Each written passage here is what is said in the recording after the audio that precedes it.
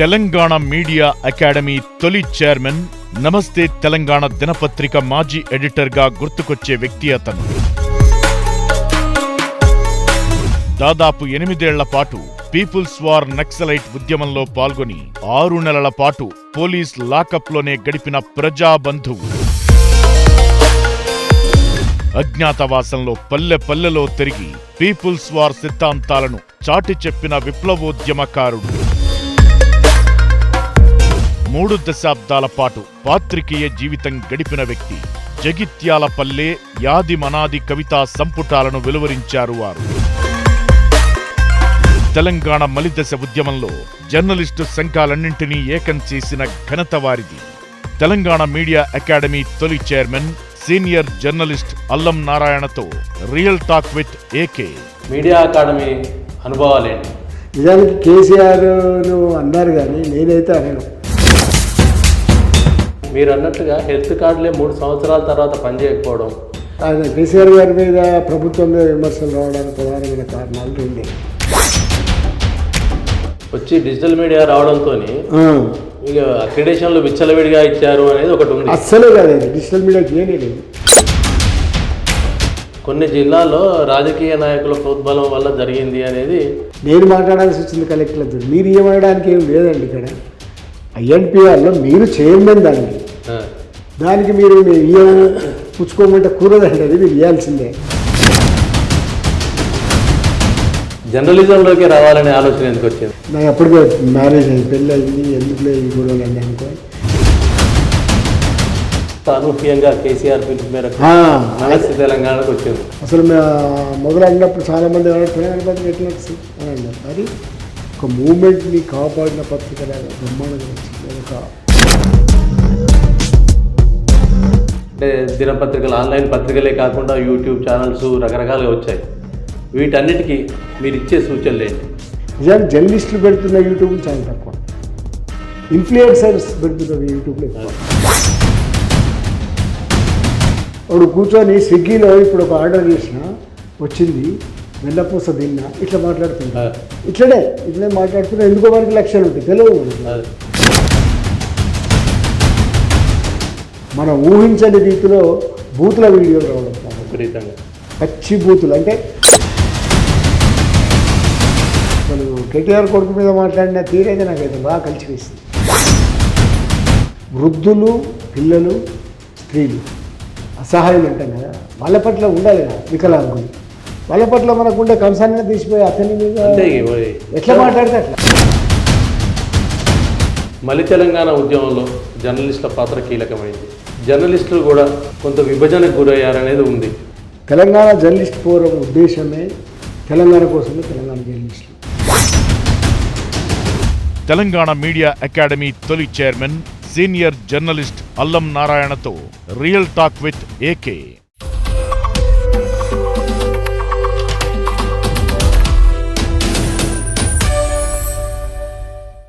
Welcome real talk with AK. మనం ప్రస్తుతం హైదరాబాద్లోని అల్లం నారాయణ గారి ఆఫీసు ఉన్న తెలంగాణ రాష్ట్రం ఏర్పడ్డ తర్వాత మీడియా అకాడమీ, మొదట ప్రెస్ అకాడమీ, తర్వాత మీడియా అకాడమీగా మార్పు చెందింది. తొలి చైర్మన్గా సుమారు దశాబ్ద కాలం పాటు వారు పనిచేశారు. ఆంధ్రజ్యోతి సీనియర్ సబ్ ఎడిటర్గా పనిచేసిన వ్యక్తి. 8 ఏళ్ల కాలం పీపుల్స్ వార్ నక్సలైట్ ఉద్యమంలో పాల్గొన్న వ్యక్తి. వారు మన ముందున్నారు. వారి అనుభవాలు, వారి జీవిత విశేషాలు తెలుసుకుందాం. నమస్కారం సార్. నమస్తే. తెలంగాణ రాష్ట్రం ఏర్పడ్డ తర్వాత ఊహించని రీతిలో నమస్తే తెలంగాణ ఎడిటర్ నుంచి ఒకేసారి మీడియా అకాడమీకి, ప్రెస్ అకాడమీ మొదట దాంట్లోకి వచ్చారు. మీడియా అకాడమీ అనుభవాలు ఏంటి? నాకు నమస్తే తెలంగాణ ఎడిటర్గానే ఇష్టంగా ఉండింది. ఎందుకంటే జర్నలిజంలో అత్యున్నతమైన స్థానం ఏదైనా ఉంటే ఎడిటర్. అవును. నేను మామూలు ట్రైనింగ్ సబ్ ఎడిటర్ నుంచి ఎడిటర్ దాకా ఎదగడం, అది కూడా తెలంగాణ పత్రిక, తెలంగాణ ఉద్యమ పత్రికకు రావడం చాలా సంతోషంగా ఉండేది. కానీ అప్పుడు కేసీఆర్ ప్రభుత్వం వచ్చిన తర్వాత ఆయన ఫస్ట్ అకాడమీ చైర్మన్గా మీరు రావాలి అన్నప్పుడు నేను వెళ్ళాను. అట్లా 10 సంవత్సరాల పాటు దాదాపు 3 ఎక్స్టెన్షన్స్. అవును. నిజానికి ఎవరికి ఇవ్వలే. ఇప్పటివరకు స్టేట్లో అట్లా 3 ఎక్స్టెన్షన్స్ లేవు. ఉమ్మడి ఆంధ్రప్రదేశ్లో లేదు, తర్వాత కూడా ఎక్కడ లేదు. లేదు. కానీ కేసీఆర్ గారు నాకు ఆయన మీద ఒక నమ్మకం పెట్టుకొని ఆయన ఒకసారి అన్నాడు, అంటే అల్లం నారాయణ అన్నాడు, మీరు కూడా ఉన్నారు ఆ సభలో. అవును. అల్లం నారాయణ తిరుపతి హుండీలో వేసినట్టు అల్లం నారాయణకి డబ్బులు పెడితే ఆయన ఇట్లాంటి అది అని చెప్పినాడు. అట్లా ఒక నమ్మకంతో, ఒక విశ్వాసంతో ఆయన మళ్ళీ అకాడమీ పని అప్పచెప్పినారు 3 సార్లు. నిజానికి అకాడమీ అనేది ఒక అనాసక్తిగా వెళ్ళినప్పటికి కూడా, ప్రభుత్వంలో భాగం అన్నట్టుగా వెళ్ళినప్పటికి కూడా నేను దాన్ని, అది కూడా మన జర్నలిస్టులకు చాలా ఉపయోగపడేది అనేది అర్థమైన తర్వాత లాట్ ఆఫ్ వర్క్. నిజానికి దాని మీద ఒక నెగటివ్ ప్రచారం చేసినారు కానీ 10 ఏళ్ల కాలం ఇంతకుముందు అకాడమీలు చూసుకున్నా, ఇంకెక్కడ అకాడమీలు చూసుకున్నా అంత పని ఎప్పుడు జరగలేదు. ఒకటి కేసీఆర్ ఆయనకు మొట్టమొదటి జర్నలిస్టులు అంటే, అంతకుముందు ఇక్కడ పరేడ్ గ్రౌండ్స్లో 10,000 మంది జర్నలిస్టులతో తెలంగాణ జర్నలిస్ట్ ఫోరం మీటింగ్ పెట్టినప్పుడు మాట్లాడిన మాటలు ఆయన అమలుపరిచినాడు చాలా వరకు. ఒకటి అందరికీ అక్రిడేషన్లు అనే మాట, రెండోది ఫండ్ ఇస్తా అన్నారు. మేము అప్పుడు రిప్రజెంట్ చేసినాం ఒక 10 crores కావాలి అని. ఉమ్మడి ఆంధ్రప్రదేశ్లో ఉన్నప్పుడు ఒక 2 crores కోసము అప్పుడు బహుశా అరుణ గారు ఉన్నారు, ఐఎన్పిఆర్ మినిస్టర్, అందరం ఒకే యూనియన్లో ఉండేది. అప్పుడు ఏపీడబ్ల్యూజేలో ఉండేది. ఆ ఏపీడబ్ల్యూజే అందరం రిప్రజెంట్ చేసినప్పుడు కనీసం 2 crores కూడా ఇవ్వడానికి వాళ్ళు నిరాకరించినారు. కానీ తెలంగాణ వచ్చిన తర్వాత కేసీఆర్ చేసిన గొప్ప పని ఏంటంటే 10 crores అడిగింది. ఆయన ఫస్ట్ అకాడమీకి ఒక ముఖ్యమంత్రి వచ్చినాడు. అకాడమీకి వచ్చి పాత అకాడమీ బిల్డింగ్, ఇప్పుడు బిల్డింగ్ కాదు, పాత అకాడమీ బిల్డింగ్లో 6 గంటలు కూర్చున్నాడు. దాదాపు 100 మంది జర్నలిస్టులు, ప్రముఖ తెలంగాణ జర్నలిస్టులు అందరినీ పిలిచిన తర్వాత సర్ప్రైజ్గా ఆయన ఈ విషయాలన్నీ విన్నాడు. డెస్క్ జర్నలిస్టులకు కూడా అక్రిడేషన్లనే చర్చ జరిగింది, ఆయన దానికి ఒప్పుకున్నాడు. తర్వాత అందరికీ అక్రిడేషన్లు అనేదాన్ని ఒప్పుకున్నారు. తర్వాత ఫండ్ గురించి మేము 10 కోట్లు అడిగితే ఆయన 100 కోట్లు ఇస్తాడు, కానీ 100 కోట్లు ఇవ్వలేదనేది 42 కోట్లు. అంటే ఏటేటా ఇవ్వడం అనేది సరే బడ్జెటరీ కన్సిడరేషన్స్ వాటి వల్ల 100 కోట్లు రాలేదు, కానీ 42 crores అయితే వచ్చినాయి. అది చరిత్రే. మూడో వైపు ఇంకొకటి ఏంటంటే ఆరోగ్య బీమా, ఆరోగ్య కార్డు. ఈ హెల్త్ కార్డు గురించి నిజంగానే ఒక 3 ఏళ్ళు 4 ఏళ్ళు చలామణి అయింది. అది అంటే మంచి హెల్త్ కార్డు, నగదు రహిత హెల్త్ కార్డు అనేది అందరిలాగానే ఉద్యోగులతో సమానంగా పెట్టినారు. కానీ అది అనివార్య కారణాలు, దాని బకాయిలు పేరుకపోవడం, వీటన్నిటి కారణాల వల్ల ఈ సూపర్ స్పెషాలిటీ హాస్పిటల్స్, నేను జర్నలిస్టులందరూ కూడా హెల్త్ కార్డు వచ్చిన తర్వాత ఒక 3 ఏళ్ళు బ్రహ్మాండంగా నడిచింది కార్డు. కానీ ఆ తర్వాత అది కుంటుపడింది. కానీ హెల్త్ కార్డు హామీ కూడా నిలుపుకున్నట్టే లెక్క కేసీఆర్ గారు. ఈ 3తో పాటుగా ఇళ్ల స్థలాలది ఒక్కటి కాలేదు, కానీ మిగతా 3 అయితే అయినాయి. అదొక సాటిస్ఫాక్షన్. దానికి తోడు అకాడమీ సరే ఒక దిక్కు సంక్షేమము. ఆయన ఏమన్నారంటే 2-3 ఏజెన్సీలు ఎందుకు, సంక్షేమము తర్వాత శిక్షణ మీరే చూసుకోండి, మొత్తం చూసుకోండి. దాంట్లో భాగంగా శిక్షణ కూడా నిజానికి 10 ఏళ్ల కాలమే, కానీ దాదాపు 7,000 మందికి శిక్షణ ఇవ్వగలిగినాం. మీరు కూడా మెంబర్గా ఉన్నారు కదా అప్పుడు. రెండో వైపు ఒక 15 పుస్తకాలు ఇవ్వగలిగినాం. 15 నిజానికి ప్రాక్టికల్గా జర్నలిస్టులకి ఏం ట్రైనింగ్ కావాలి. చాలామంది ట్రైనింగ్స్ గురించి పెట్టినప్పుడు సభ్యులందరితో, మీరు కూడా ఉన్నారు చర్చల్లో, ఈ సభ్యులందరితో పెట్టినప్పుడు వచ్చిన చర్చ ఏంటంటే బ్రిడ్జ్ కోర్స్ లాగా ఉండాలని. అంటే నేరుగా ఒక రిపోర్టర్ కానీ లేదా ఒక ట్రైనీ కానీ వీళ్ళు నెక్స్ట్ మన కోర్సు లేదా మన ట్రైనింగ్ అయిన తర్వాత డెస్క్లలోకో లేకపోతే స్టాఫ్ రిపోర్టర్లో పనిచేసేంత మనము అది ఇవ్వగలిగితే చాలా ఉపయోగపడుతుంది జర్నలిజంలో అనేది ఒక ఐడియా వచ్చింది. దాంతో ఆ క్లాసులో రూపొందించడంలోనే ప్రాక్టికల్గా క్లాసులు ఎట్లా ఉంటాయనేది రూపొందించి ఒక 15 పుస్తకాలు.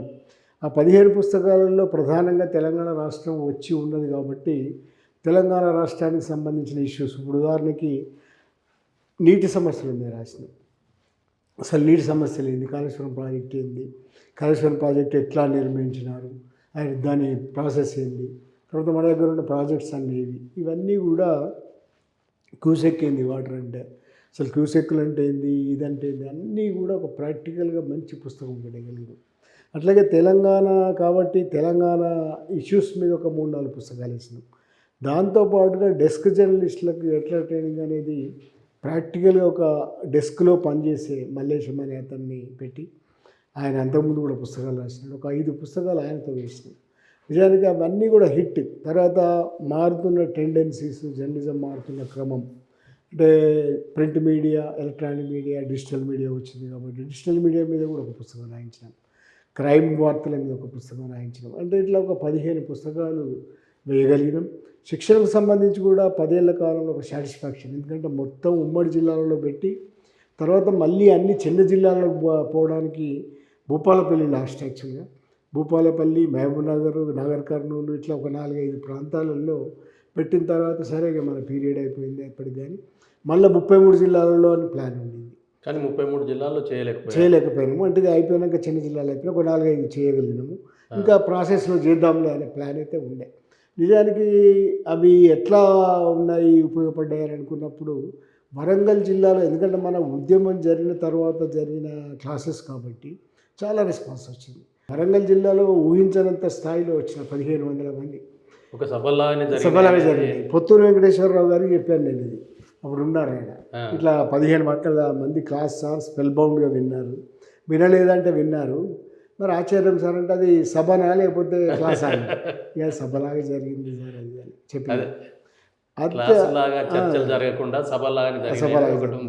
అది ఒకటి ఉంది. కానీ స్పెల్ బౌండ్గా విన్నారు. సరే ఇక ప్రశ్నలు జవాబులు క్లాసు వాతావరణం. అయితే కారణం ఏంటంటే ఒక ఉద్యమం జరిగిన తర్వాత వచ్చిన క్లాసెస్ ఒకటైతే, రెండో జర్నలిస్టులు జిల్లా స్థాయిలలో చాలామంది వచ్చినారు. మనకు అంతకుముందు ఉన్న ప్రాంతీయ పత్రికలకు ఉన్నట్టుగా ప్రాంతీయ వార్తలు, అట్లాగే ఒక మండల స్థాయిలో విలేకరులు అనే దాన్ని స్థాయి మించి కొత్తగా రావడం అనేది ప్రారంభమైన సంఖ్య పెరిగింది బాగా. ఇప్పుడు ఏ ప్రెస్ కాన్ఫరెన్స్ అయినా చిన్న మండలాల్లో అయినా 20 మంది కనబడుతున్నారు. అట్లా మంది రావడానికి జిల్లాలో అయితే 100 మంది అవుతున్నారు. అదో చిన్న మీటింగ్ లాగా అవుతుంది. అది ప్రెస్ కాన్ఫరెన్స్లో మీటింగ్ అవుతుంది. అందువల్ల కొంత మనకి అదొకటి సాటిస్ఫాక్షన్.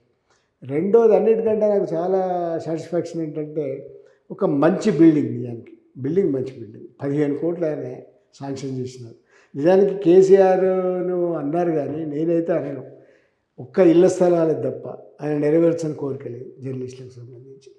అంటే ఇక ఇప్పుడు జర్నలిస్టులే ప్రధానంగా ఉండదు ఒక ముఖ్యమంత్రి. నిజానికి ఎప్పుడైనా ఏది కాదని లేదు. 15 కోట్లు ఇచ్చినాడు బిల్డింగ్కి. ఈ 15 కోట్లు పెట్టి ఒక అద్భుతమైన బిల్డింగ్ కట్టగలిగినాం. నిజానికి దాంట్లో ఇప్పుడు ఒక హాల్ ఉంది. చాలామంది పోయొచ్చిన మళ్ళీ పోలేదు, సరే ఇక తర్వాత పోలేదు. కానీ శ్రీనివాసరెడ్డి గారు కూడా ఇప్పుడు కూర్చుంటున్నారు. కానీ హాల్ బ్రహ్మాండమైన హాల్ కట్టించగలిగింది. అదే దాంట్లోనే క్లాసులు పెట్టుకోవచ్చు. ఇంకొక 2 క్లాస్ రూములు కట్టించినాం. తర్వాత ఒకటి పైన మంచి టెక్నికల్ రూమ్స్ కట్టించినాం. టెక్నికల్గా అన్ని కనెక్షన్స్ పెట్టి బాగా చేసినాం. అదంతా నాకైతే వెరీ సాటిస్ఫైడ్. అంటే 15 కోట్లు ఆర్ఎండ్బి వాళ్ళు ఎంబడి ఆర్ఎండ్బి వాళ్ళు ప్రధానంగా చేస్తారు. వాళ్ళు సరిగ్గా చేయక కాంట్రాక్టర్లను మార్చి ఏదో చేసినారు. మనకు అసలు సంబంధమే లేదు మిగతా. కానీ పర్యవేక్షణ ఉంటుంది కాబట్టి పోయినప్పుడల్లా వాళ్ళు అనేవారు, అరే ఏందయ్యా మాకు చేసి పెట్టండి అని. కానీ అట్లా కొంచెం పుష్ చేసి అది చేసి కొంచెం మంచి బిల్డింగ్ అయితే వచ్చిందని ఒక సాటిస్ఫాక్షన్. మీ పీరియడ్లో దాన్ని ప్రారంభం చేయలేదు. అదొక ఇప్పటికి కూడా నడుచుకోవాలి. ఇక అవన్నీ గవర్నమెంట్లు ఇక శ్రీనివాసరెడ్డి గారు ప్రారంభిస్తారని అనుకున్న వచ్చిన వాళ్ళే. కానీ ఆయన కూడా అయింది. మరి ముఖ్యమంత్రి గారు ఒప్పుకున్నారు. ఇప్పటి ముఖ్యమంత్రి గారు నాకైతే బాగా ఆశ ఉండే. ఆయన పోయి ఆఫీసులో అయితే ఉంటున్నాడు. ఇప్పుడు ఆయన ఉంటున్నాడు, ఆఫీసులో ఉంటున్నాడు. అయితే కేసీఆర్ గారు వస్తారని నాకు ఉండే. నాకు ఆయన ఇచ్చిన డబ్బులు 15 కోట్లు ఆయన వస్తే నాకు సాటిస్ఫాక్షన్ అని అనిపించింది. కానీ చాలాసార్లు ప్రయత్నం చేసినా కానీ ఆయనకు వీలు కాలేదు. సంబాట్ ఎందుకో అది వీలు కాలేదు. చాలా ప్రయత్నం చేసినాను నేనైతే. అంత కంప్లీట్ అయ్యింది. ఒక హాల్లో మాత్రము ఆ ఫర్నిచర్ వచ్చింది, పెడుతున్నాము. ఆ టైంలో చేద్దామని ఉండే. కానీ కాలేదు. అది నాకే అట్లేం లేదు. బిల్డింగ్ అక్కడ నిలబడ్డది. ఎవరి పేరు ఉంటే నాకు అది పెద్దగా పట్టింపు ఏం లేదు. అంటే అక్కడ నా పేరు ఉండాలి ఎట్లాంటి. అంటే మీరు అన్నట్లుగా హెల్త్ కార్డులే 3 సంవత్సరాల తర్వాత పనిచేయకపోవడం, అది కూడా తిప్పలా వచ్చింది. పెద్ద ఆయన కేసీఆర్ గారి మీద ప్రభుత్వం మీద విమర్శలు రావడానికి ప్రధానమైన కారణాలు 2. ఒకటి హెల్త్ కార్డుని తర్వాత పట్టించుకోవడం. నిజానికి ఎన్నిసార్లు నేను పోయి మాట్లాడినాను. ఎందుకంటే ఇది ప్రధానమైంది. జర్నలిస్టులు అన్నిటికంటే తక్కువ జీతాలు ఇట్లాంటివి ఉండేవాళ్ళు కాబట్టి బాగా ఉపయోగపడుతుంది. తర్వాత హెల్త్ కార్డు ఉన్నప్పుడు 24 crores ఆ 3 ఏళ్లలో, అంటే ఎంతో చూడండి, వాల్యూమ్ చాలా ఎక్కువ వాళ్ళు ఉపయోగించుకునేది. తర్వాత ఎవరైనా కూడా ఇవాళ రేపు పేదోళ్ళైనా కూడా కార్పొరేట్ హాస్పిటల్స్ అనుకుంటున్నారు కాబట్టి వీళ్ళు కూడా ఆలోచిస్తారు. అవును, అది ఒక్క కార్డు మీరు అది చెల్లకపోయేసరికి చాలా తేడా వస్తున్నదని కూడా చెప్పాను నేను. అంటే అప్పటి ఆర్థిక ఆర్థిక మంత్రులతో మాట్లాడినాము, హెల్త్ మినిస్టర్లతో మాట్లాడినాము. హెల్త్ మినిస్టర్ అంటే ఇంకా హరీష్ రావు గారు హెల్త్ మినిస్టర్ అయిన తర్వాత ఈటల రాజేందర్ ఉండే ఫస్ట్. ఈటల రాజేందర్తో మాట్లాడినాము. హెల్త్ మినిస్టర్ గారు తెలిసిన వాళ్ళే కదా అందరిగా, హెల్త్ మినిస్టర్ మన హరీష్ రావు గారితో మాట్లాడినాం. అలా ఎట్లన్నా చేయండి అన్న దీన్ని, ఇది చాలా పెద్ద ఇష్యూ మాకు. రెండోదిగా వాళ్ళు ఇట్లా అవుతున్న క్రమంలో మేము కార్పొరేట్ హాస్పిటల్ తెలిసినవి ఉంటాయి కదా జర్నలిస్టులు, వాళ్ళని అడిగితే ఏమంటారు వాళ్ళు, 400 కోట్ల బకాయిలు, 600 కోట్ల బకాయిలు, ఎన్ని బకాయిలో మనకు తెలియదు కదా, వాళ్ళు చెప్పింది నమ్మాలి, మనం ఏం చేయలేం. అయితే అప్పటికి నిమ్స్ ఆదుకున్నది. నిమ్స్లో ఇష్టపడ్డ వాళ్ళకి అందరికీ చేయించగలిగినాం. నిమ్స్లో ఇప్పటికి కూడా నిమ్స్ మన ఊర్లలో కొంత పెద్ద ఆపరేషన్లు అయితే డబ్బులు వస్తాయి కాబట్టి కొన్ని జిల్లాలలో కూడా అలౌ చేస్తున్నారు. అంటే మనం కొంచెం ప్రత్యేకంగా ఏర్పాట్లు చేసుకుంటాం. అదొకటి నిజంగానే పెద్ద ల్యాబ్స్ అయిపోయింది, ఇచ్చి ఇవ్వనట్టు. ఇక మిగతా అయితే ఆయన చెప్పిన ఆయన చేసినట్లు లెక్క. ఒక ఇళ్ల స్థలాలది కూడా నిజానికి ఎన్నికలు వచ్చే నెల రోజుల ముందు కూడా ఫైల్ కాదు. కేటీఆర్ గారు ప్రత్యేకంగా మాట్లాడినారు, మేము పోయినాము, ఆయనతో కూర్చున్నా. తర్వాత అక్కడ కొన్ని భూములు చూసి చూడమని చెప్పినారు. భూములు చూసి వచ్చిన తర్వాత కూడా మళ్ళీ ఫాలోఅప్ ఆయనే చేసినారు, కేటీఆర్ గారే చేసినారు 2-3 సార్లు. తర్వాత ఈ భూమి గురించి ఒకటే చెప్పినాము, ఏది ఇప్పుడు జేఎన్యూ సొసైటీ, ఇప్పుడు వాళ్ళు కూడా 1.5 ఏళ్ళు అయింది, ఏం చేస్తారు ఇప్పుడు? ఆ సుప్రీంకోర్టు తీర్పు వచ్చింది అంటే అది వాళ్ళు ఇచ్చింది కూడా మీరు నమ్మరు, మనం రిప్రజెంట్ చేసిన కాగితం మీద వీళ్ళకి కాగితాలు ఇచ్చినారు. నిజానికి వాళ్ళు కూడా హౌసింగ్ సొసైటీ కూడా మన దగ్గరికి వచ్చిందే, మనం మాట్లాడింది అన్ని విషయాలు. నిజానికి కేసీఆర్ దానిలో చేసిన గొప్పతనం ఏంటంటే సుప్రీంకోర్టుతో మాట్లాడినాడు, ఆయన సుప్రీంకోర్టులో మాట్లాడినాడు, తన కాంటాక్ట్స్ అన్ని ఉపయోగించినాడు ఆ తీర్పు రావడానికి ముందు. తర్వాత ఇక్కడ సీఎం పేషీలో ఆ తీర్పు రావడానికి ఏమేం చేయాలి అవన్నీ చేసి వాళ్ళకి తెలుసు. ఇప్పుడు వంశీ, నేమాని భాస్కర్ ఇట్లాంటి వాళ్ళు ఉన్నారు కదా దాంట్లో, అట్లాగే వీళ్ళందరికీ కూడా తెలుసు ఇష్యూస్ ఏంటి అని. కానీ ఇంకా ప్రచారంలో ఎట్లుంటుంది ఇళ్ల స్థలాలు కూడా అంతే, జర్నలిస్టులు బాగా ఆశించింది ఇళ్ల స్థలాలు. అది చివరి నిమిషంలో అయితే నేనైతే ఇంకా ఎడిటర్లతో మీటింగ్ అయింది, అన్ని యూనియన్లతో మీటింగ్ పెట్టినాం. తర్వాత ఏవేవైతే హౌసింగ్ సొసైటీలు ఉన్నాయో, జూబ్లీ సొసైటీ, జేఎన్ సొసైటీ, తర్వాత కొత్తగా పెట్టిన సొసైటీలు అన్నీ పిలిపించి మాట్లాడు, అన్నీ జరిగినాయి. అది కాలే. నాకు ఈ 10 ఏళ్ల కాలంలో నాకు పెద్ద కొంచెం ఏదన్నా ల్యాబ్స్ లోపం అనిపించింది ఇళ్ళ స్థలాలు. ఇక దానికి తోడు దీన్ని ఎట్లా పూజ చేసినా కూడా వాళ్ళు ఒప్పుకుంది, బకాయిలు పోంది అయితే రాదు. అంటే బడ్జెటరీ కన్సిడరేషన్స్ ఎట్లుంటాయి అనేది బాగా అర్థమైంది ఈ 10 ఏళ్ల కాలం. నాకేమీ అంతకుముందు గవర్నమెంటల్ ఎక్స్పీరియన్స్ లేదు, చాలా తేడా ఉంటుంది, మీరు నమ్మరు. కానీ ఎట్లా ఉంటాయంటే 10 కోట్లు అంటారు, అసెంబ్లీలో ప్రకటిస్తారు, అది ఫైల్ వచ్చి మనకు వచ్చే వరకు నమ్మకం ఉండదు అంతే. ఆ తర్వాత ల్యాబ్స్ అవుతుంటుంది, మార్చి అయిపోతుంది, ఇంకేంది మళ్ళీ పోతుంది, మళ్ళీ ఒక 15 కోట్లు అంటారు. మనం అనేక సార్లు అడుగుతాం, ఇక్కడ మనకు తెలుసు కాబట్టి కొంచెం పోయి వాళ్ళని ఆ డబ్బుల కోసమే పోయేది నేను ఎప్పుడైనా. డబ్బులు ఏమన్నా ఇవ్వండి అని నంబర్ వేసి కూడా ఇవ్వని రోజులు ఉన్నాయి. ఒకసారి అయితే ఒక ఎక్స్పీరియన్స్, సరే ఆ మంత్రి పేరు అవసరం కానీ, మంత్రి దగ్గర ఆయన బడ్జెట్ అయిపోయింది, 31 మార్చి లోపున బడ్జెట్ పెట్టేసినాక అది పార్టీ ఇస్తారు అందరికీ, అదే డిన్నర్ ఇస్తారు. ఆ డిన్నర్లో నాకు ఒక పెళ్ళి ఉండే, ఆ పెళ్ళికి పోయి అన్నా నేను నీ దగ్గరకు వచ్చి కూర్చుంటే చేస్తావా చేయవా అని, మీకు కాకపోతే ఎవరికి చేస్తాను, నేను చేస్తా, ఇది మీకు ఫైనల్ అన్నాడు. ఇక 31 అయితే ఆయన చేయకపోతే లాస్ట్, అది ల్యాబ్స్ అవుతుంది, 15 కోట్లు. పోయి కూర్చున్నాను, డిన్నర్ కాకముందు ఆయన అక్కడనే ఉన్నాడు, నేను పెళ్ళికి పోయినా వచ్చినా కూర్చొని ఏం సంగతి అన్నా, నేనే ఇదే పని చేస్తున్నా అన్నాడు.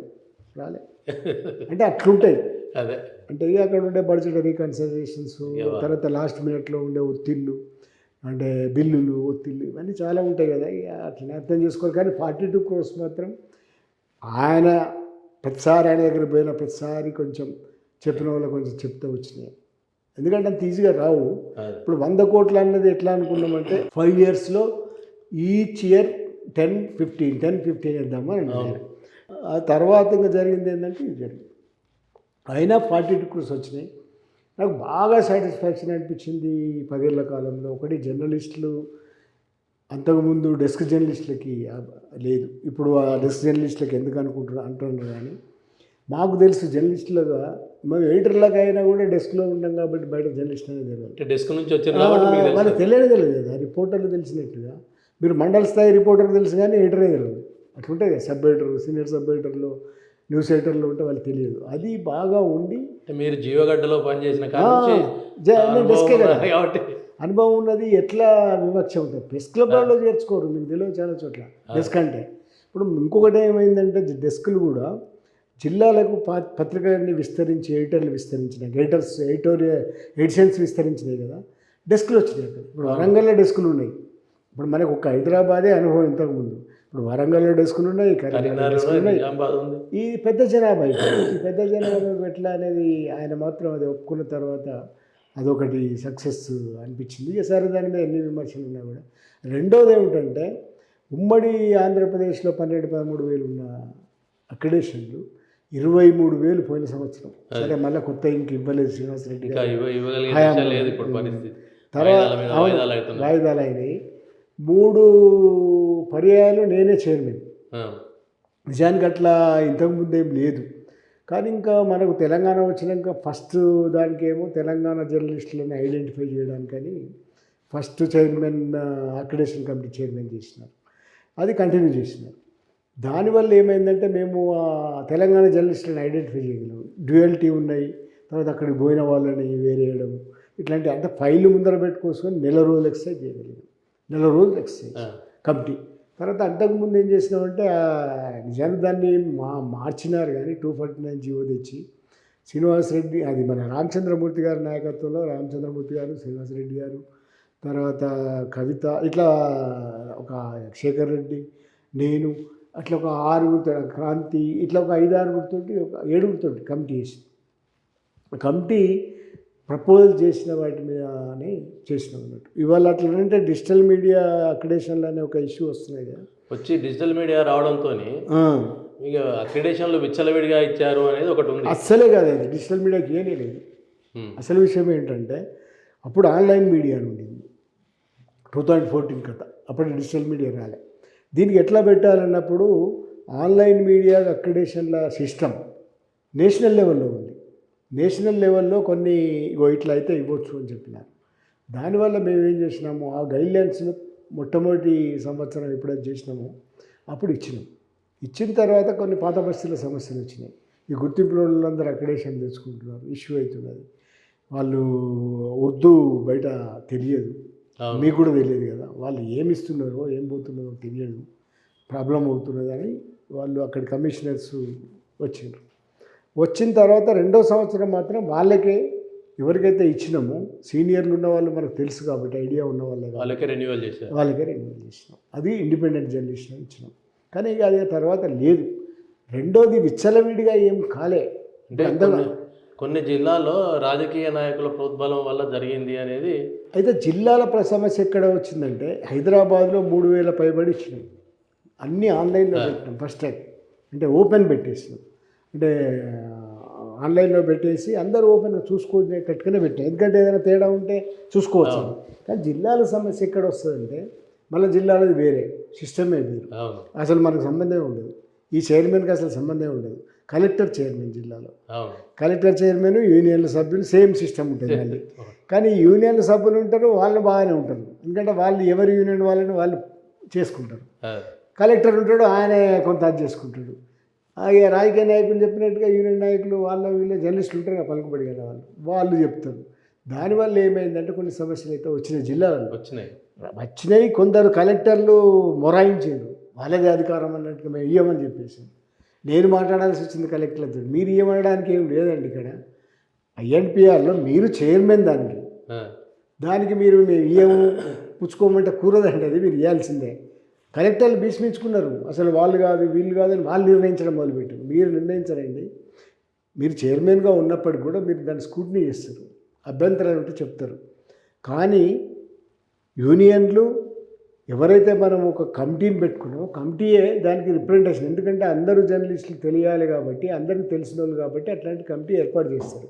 అది అన్న తర్వాత మేము ఏమంటే కూరదండి అని చెప్పాల్సి వచ్చింది కలెక్టర్లు. ఒక 4-5 కలెక్టర్లు మొరాయించారు. ఒక పెద్ద సమస్య అయిపోయింది. అరే ఏంది ఇది ఎట్లా అవుతుందండి, వాళ్ళు ఎంత గోల పెడతారు కదా, మీ తెలియదే ఉన్నది మన దగ్గర. ఎట్లుంటుంది ఒత్తిడి, హైదరాబాద్లో ఇచ్చేది మాకు ఇస్తలేరు, ఇట్లుంటుంది కదా ఒత్తిడి. అట్లా అది కూడా ఫేస్ చేసినాం. కానీ సరే అక్రమాలు జిల్లాలలో 1-2 జరగవచ్చు, కానీ చాలా వరకు జాగ్రత్తలు తీసుకొని చేసినాం. అయితే నాకు అది సాటిస్ఫాక్షన్ ఉంది. ఎక్కువ కావడానికి కారణం ఏంటంటే మనం డెస్క్ను కలిపినాం. కొంత అంతకుముందు రాని వాళ్ళు వీళ్ళంతా చిన్న పత్రిక వాళ్ళు, ఆ చిన్న పత్రిక వాళ్ళకి చాలా ఎక్కువైంది. యూట్యూబ్ ఛానల్స్ కూడా తీసుకున్నారు అనేది లేదు. యూట్యూబ్ ఛానల్స్ అసలు ఇవ్వడానికే వీలు కాలేదు. తీసుకున్నారు ఎవరు జిల్లాల్లో ప్రాబ్లం అయింది. అది తీసుకున్నారు. జిల్లాల్లో సంఖ్య పెరగడానికి కారణం ఏంటంటే యూట్యూబ్ ఛానల్స్. అదే వాళ్ళ పలుకుబడి. ఇప్పుడు జిల్లాలలో ఏమైందంటే యూనియన్లలో యూట్యూబర్స్ కూడా ఉంటారు కదా నేచురల్లీ. అవును. వాళ్ళు పూజ చేసినారు. ఆ పత్రిక పేరు ఈ పత్రిక పేరు ఏదో చేసిన తర్వాత దానికి ఒక నియమం పెట్టిన తర్వాత 249 జీవో ఇచ్చిన తర్వాత ఆ జీవోలో ఒక సమస్య ఏమున్నదంటే డిగ్రీ అన్నారు. మనకు తెలుసు కదా, అంతకుముందు స్టింగర్స్ కానీ మండల స్థాయి రిపోర్టర్లను కానీ పెట్టినప్పుడు డిగ్రీ అనేదాన్ని ప్రాతిపదిక తీసుకోలేదు. బికాజ్ ఆఫ్ ఈనాడు వచ్చినాక ఈ సిస్టమ్స్ అన్నీ వచ్చినాయి. ఈనాడులో అసలు ఈ ఎడ్యుకేషన్ క్వాలిఫికేషన్స్ అనేది పెట్టలేదు. ఇక్కడ మండల స్థాయి విలేకరులు డిగ్రీ చదవాలంటే ఎవరు చదువుతారు? ఇంటర్మీడియట్ ఎస్ఎస్సి చదివిన వాళ్ళు కూడా అప్పుడు ఉన్నారు, ఎస్ఎస్సి వాళ్ళే ఉన్నారు, అంతే వాళ్ళకి శిక్షణ ఇచ్చి తీసుకున్నారు. ఎస్. అయితే అది చెప్పి అది కూడా వాళ్ళు ఐఎన్పిఆర్ సిస్టంలో పెట్టిన తర్వాత అది ఒక గొడవ. అంటే యూనియన్ల మీద యూనియన్లు ఒప్పుకునే అని ఆయన అనడం, అప్పుడున్న కమిషనరు. మళ్ళీ మేమందరం పోయి కూర్చొని మాట్లాడడం, అన్ని యూనియన్లు పోయి మాట్లాడడం. మా మీద ఎందుకు చెప్తున్నారు మీరు, మేము కాదు కదా డిగ్రీ ఉండాలని మేము అనలేదు కదా. అట్లా కొన్ని నియమాలు పెట్టిన తర్వాత ఈ పత్రికలను ఏవైతే నమోదైనాయో వీటిని చేయాలనేది ఒకటి వచ్చింది. ఇట్లాంటి అన్ని సమస్యల్ని కొంచెం పరిష్కరించి, కాకపోతే అది సంఖ్య ఎక్కువ తక్కువ అనేది చర్చ కాదు, కానీ నాకైతే అది సాటిస్ఫాక్షన్ ఉంది. ఆ రంగంలో సాటిస్ఫాక్షన్. కానీ ఇప్పుడు ఇంకా అది కూడా సాటిస్ఫాక్షన్ అయితే లేదు. మాకేది అంటున్నారు 23,000 వచ్చినాక మాకేదంటే మనం ఏం చేయలేదు. ఎందుకంటే ఒక స్టేట్లో మేము ఎన్ని ఉదాహరణలు చెప్పినాం వాళ్ళు అడిగినప్పుడు. మిగతా రాష్ట్రాలలో తమిళనాడు వాళ్ళు వచ్చారు, కర్ణాటక వాళ్ళు వచ్చారు, 4-5,000 బాంబేతో ఉన్న మహారాష్ట్రలో దాటలే 5,000 దాటలే. మీరందరూ ఇప్పుడు 23,000 అంటే మాకు ఇంకా రాలేదంటే మేము ఏం చేయాలి? ఇవన్నీ ఎక్కడి నుంచి వస్తాయి? చాలా ఇప్పుడు అందుకే ఇప్పుడు చాలా నియమాలు పెట్టాల్సి ఉన్నది, తక్కువ చేయాల్సి ఉన్నది అని ఆలోచిస్తున్నారు. కానీ అది కొంచెం రిస్క్ జాబ్ ఈజీ కాదు. ఇప్పుడు శ్రీనివాసరెడ్డి గారు అది చేసిండ్రు అనుకోండి, శ్రీనివాసరెడ్డి గారి మీద ఇక మొదలు పెడతారు. అప్పటిదాకా మంచిగానే ఉంటారు, బాగా శ్రీనివాసరెడ్డి గారు గౌరవం అంటారు. ఇక మాట ఎట్లుంటుంది మన వాళ్ళు ఎట్లుంటారు, పెడితే అది అన్నట్టుగా ఉంటారు. అలా మన చూసినవా ఇంత ఇట్లా చేసిండు అని అంటారు. అట్లే శ్రీనివాసరెడ్డి గారి మీద ఆయనకు అది ఒక విషమ పరీక్ష. తగ్గిస్తే ఒక పరీక్ష, యూట్యూబర్స్కి ఎవరు ఇవ్వాలి అనేది ఒక పరీక్ష. యూట్యూబర్స్ అంటే డిజిటల్ మీడియాకి ఎవరికి ఇవ్వాలనేది ఒక పరీక్ష. ఈ 2 పరీక్షలు ఆయన ఫేస్ చేస్తున్నాడు. నిజంగానే సీరియస్గానే ఆయన దాన్ని అడ్రస్ చేయాల్సి వస్తుంది. కమిటీ కూడా వేసినారు, చూడాలి ఇక మరి ఎట్లా జరుగుతుంది అనేది. అంటే 100 కోట్ల రూపాయలు వస్తే జర్నలిస్టులకు పెన్షన్ విధానం కూడా అమలు చేయాలనే ఆలోచన ఉండే అప్పుడు. అది మీరు లేవనెత్తినారు, నాకు గుర్తున్నది. మీరే దాన్ని చర్చలో జరిగినప్పుడు ఏమైందంటే ఆ కమిటీ మీటింగులు 3-4 జరిగినప్పుడు మీరు ఉన్నారు కదా. యాక్చువల్గా జరిగింది ఏంటంటే ఫస్టే ప్రపోజ్ చేసినాం. ఈ మన చర్చలు జరగకముందే నేను ప్రపోజ్ చేసినాను, సార్ మా అన్ని రాష్ట్రాల్లో పెడుతున్నారు 10,000 5,000 ఎంత పెట్టినా కూడా ఒక పెన్షన్ ఇస్తే చాలా మంచి పేరు వస్తుంది సార్ మనకని చెప్పినాం. లేదు పెన్షన్ ఇప్పటివరకు పేదోళ్ళు కదా ఏదో ఒకటి బాగుంటుంది అని అంటే సరే చేద్దామన్న తర్వాత లెక్కలు చూస్తున్నారు. లెక్కలు చూపించినప్పుడు కేసీఆర్ గారికి అలవాటు కదా, అన్నీ A to Z చూస్తారు. మీరు నంబరు హెల్త్ కార్డు అప్పుడు కూడా A to Z చూసింది ఆయన. చూసి ఈ కార్డు మీకు రాదు అని చెప్పాడు ఫస్ట్. నగదు రహిత కార్డు మీకు ఇవ్వరు అని చెప్పారు. ఎందుకు సార్ అంటే మరి మనము హామీ ఇచ్చినాం కదా సార్. ఎందుకు సార్ అంటే ఇవ్వరు కానీ ఇస్తారు, నేను జోక్యం చేసుకుంటా అని అన్ని డిపార్ట్మెంట్లకు చెప్పింది ఆయనే. అసలు ఫస్ట్ 3 ఏళ్ళు చెల్లిన కార్డు కూడా ఆయన పుణ్యం. ఒక రకంగా అందరినీ పిలిపించుకొని ఇది ఇట్లా కాదు అట్లా కాదని చెప్పకండి, ఈ ఖర్చు ఎక్కువ అవుతుందని చెప్పకండి, ఇది కావాలంతే వచ్చింది. వస్తే దాంట్లో ఎన్ని రకాల లోపాలు వాటిని మళ్ళీ అటు ఇటు చేసింది. దీనికి కూడా ఏమైందంటే ఈ పెన్షన్ బిల్లు ఎక్కేసారు. పెన్షన్ ఎవరికి ఇస్తాము? 20 ఇయర్స్ అనేది పెడతారండి. తర్వాత 5 ఇయర్స్ పత్రికల్లో ఉండడం అనేది ఉంటుంది. 60 ఇయర్స్ లేకపోతే 58 ఇయర్స్ అనే ఒక ఏజ్ని పెడతారు. ఇవన్నీ ఉంటాయండి అని చెప్తున్నారు. ఇవి సరే, దానికి ఏమన్నా పిఎఫ్ ఇట్లాంటివి ఉంటాయండి. పిఎఫ్ ఇవన్నీ ఉంటే రారండి, చాలామంది రారు. ఇప్పుడు ఎందుకంటే ఒక 15,000 మంది మన దగ్గర అసంఘటితమైన జర్నలిస్టులు ఉంటారు. వాళ్ళకి పిఎఫ్ కాదు కదా, ఏది ఉండదు. జీతం స్లిప్ ఉండదు, జీతం సగం ఉండదు. కనుక అదైతే రాదండి చెప్పినాం ఫస్టే. పడితే మరి 20,000 మంది కంటే కష్టమేనండి. 20,000 మంది కంటే పెన్షన్ ఇవ్వడం అంటే 20,000 మంది కంటే 20,000 మంది జర్నలిస్ట్ ఉంటారు కదా. 20,000 మంది పెన్షనర్లు ఎందుకుంటారు? అవును, అదే ఎన్ని చెప్పినా కూడా చాలా ఎక్కువ పెన్షన్ ఏదో అధికారులు అది చేసినట్టున్నారు. అక్కడ ప్రపోజల్ అయిపోయినాక ఇక్కడ మన సీనియర్ జర్నలిస్టులు ఉన్నారు కదా, వాళ్ళు ఒక సంఘంగా ఉన్నారు కదా, వాళ్ళు పదే వచ్చేటోళ్ళు ఇదే అడిగేటోళ్ళు. తర్వాత మన దాంట్లో చర్చ వచ్చింది. ఏది అప్పుడున్న మీడియా అకాడమీ, అదే ప్రెస్ అకాడమీ బాడీలో చర్చ వచ్చినప్పుడు కూడా సుదీర్ఘంగా చర్చించడం. కానీ మోడల్స్ కూడా తెప్పించినాను నేను. తమిళనాడు ఒక మోడలు, బెంగాల్ రీసెంట్గా పెట్టినారు. తమిళనాడులో 5 పోయి 10 పోయి ఇప్పుడు 20కి చేసినారు. వాళ్ళు బాగా చేస్తున్నారు. తర్వాత కర్ణాటకలో ఒక మోడల్ ఉంది. ఈ మోడల్స్ అని తెప్పించేసినాం కానీ కాలేదు. అది కూడా ఒకటి కాలేదు, లోపమే అది. అంటే అడిగినాం కానీ, అంటే ఆయన హామీ ఇచ్చిందేం కాదు, మనం అడిగినాం కానీ అది కాలే. అన్నిటికంటే సాటిస్ఫాక్షన్ వచ్చింది 10 ఏళ్లలో కరోనా సమయంలో చాలామంది దెబ్బతిన్నారు, చనిపోయారు. చొరవ తీసుకొని 7 కోట్ల రూపాయలు ఖర్చు పెట్టినాం. దాంట్లో అప్పు 4 కోట్లు తెచ్చినాం. అంటే అదే దాని మీద పెట్టి ఎందుకు తెచ్చినామంటే, నిజానికి అప్పుడున్న స్థితి, జీతాలు లేవు, చాలామందిని తీసేస్తున్నారు. 10,000 20,000 ఇస్తే అదే ఆసరాయన అనుకున్నాను. అది ఒకటి జీవితంలో నాకు బాగా సాటిస్ఫాక్షన్. ఎందుకంటే దాని తర్వాత చనిపోయిన వాళ్ళకి 1 లక్ష ఉండే, అంతకుముందు చనిపోయిన వాళ్ళకి ఇచ్చేది 2 లక్షలు ఇచ్చాం. కరోనాతో చనిపోయిన వాళ్ళకు 2 లక్షలు ఇవ్వగలిగినాం వాళ్ళ కుటుంబంలో పిల్లలకి. ఆ తర్వాత 450 మందికి ఇవ్వడం అనేది కూడా నాకు వాళ్ళ ఇంట్లో దీపం పెట్టుకున్నారు. అంటే మన దగ్గర తెలుసు కదా, మండల స్థాయిలో 3,000 రూపాయలు ఇవ్వడం కూడా వాళ్ళకు ఒక ఆసరా. అంటే కొంత గెటాన్ కావడం, 1 లక్ష రూపాయలు ఇవ్వడం, 3,000 ఇవ్వడం, ఆ తర్వాత పిల్లలు చదువుకుంటూ 1,000 రూపాయలు ఇవ్వడం అనేది, అది కూడా ఒక మంచి పథకంలాగా నేను ఆ 10 ఏళ్ల కాలంలో ఫీల్ అవుతాను. కరోనా సమయంలో కొంచెం మనం చొరవ తీసుకుని, దానికి ముఖ్యమంత్రి గారికి తర్వాత చెప్పాను నేను, ఇట్లా అయింది అని, ఇట్లా అప్పు తీసుకున్నామంటే ఆయన ఏమనలేదు, క్యారీ అన్నాడు. మీరు ప్రస్తుత మంథని జిల్లా గాజులపల్లి గ్రామస్తులు, అక్కడే మీ ప్రారంభ విద్యాభ్యాసం జరిగింది. అక్కడి పరిస్థితులు ఏంటి, అప్పుడు అనుభవాలు ఏంటి? యాక్చువల్గా మేము ఇప్పుడు పెద్దపల్లి, కరీంనగర్, ఉమ్మడి కరీంనగర్ జిల్లాలో మంథన్ తాలూకా గాజులపల్లి గ్రామం. అది చాలా చిన్న విలేజ్, 40 గడప. ఆ గ్రామం నుంచి వచ్చిన వాళ్ళం. మా నాయన చదువుకునేవాడు, ఆయన నిరక్షరాస్యుడు. మా అమ్మ చదువుకుంది, వ్యవసాయ కుటుంబం. పేర్లు? నాయన పేరు నర్సయ్య, అమ్మ పేరు బుచ్చమ్మ. 3 కొడుకులు, ఒక బిడ్డ వాళ్ళకి. పెద్ద ఆయన అల్లం రాజయ్య, రచయిత, ఇప్పుడు కథా రచయిత, ప్రఖ్యాత అల్లం రాజయ్య. రెండో అన్న అల్లం వీరయ్య, ఆయన కూడా అదే ఎర్రజెండా ఎర్రజెండీలో పాట రాసింది. నేను చిన్నవాడిని అందరికంటే. మేము అన్న వరంగల్లో చదువుకున్నాడు, అట్లా సాహితీ మిత్రుడు, సూచన, ఆయన రచయిత అన్నీ ఉన్నాయి. మాది ప్రస్థానం ఏంటంటే గాజులపల్లి నుంచి మా అమ్మ వాళ్ళ ఊరు ఉండేది. మేము ముగ్గురం కూడా వెన్నంపల్లి అని పెద్దపల్లి తాలూకాలో ఉంటుంది. మా అమ్మ వాళ్ళ ఊర్లో చదువుకున్నాం మేమంతా, పెద్దన్న 5th దాకా మేము ఇద్దరం కూడా. అక్కడి నుంచి వచ్చి మంథన్లో ఉండేది. మంథన్కి గాజులపల్లికి 6 కిలోమీటర్లు. 6 కిలోమీటర్లు నడిచి చదువుకున్నాను. 10th మాత్రం అక్కడ ఉన్నాం. 10th తర్వాత ఇంటర్మీడియట్, అప్పుడు మేము 7th క్లాస్లో 69 అరౌండ్ ఈ మొట్టమొదటి తెలంగాణ ఉద్యమం వచ్చింది. మా పెద్దన్న అప్పుడు HSC ఉండే, ఆయన సెక్రటరీ ఉండే, హై స్కూల్ సెక్రటరీ ఉండే. ఆయన జైలు కూడా పోయినప్పుడు 2-3 రోజులు పట్టుకపోయారు. అది తొలి తెలంగాణ ఉద్యమంలో. అక్కడ గుంటూరు గుడిసెలు ఉండేది, గంగాపురి అని ఉంటుంది అక్కడ.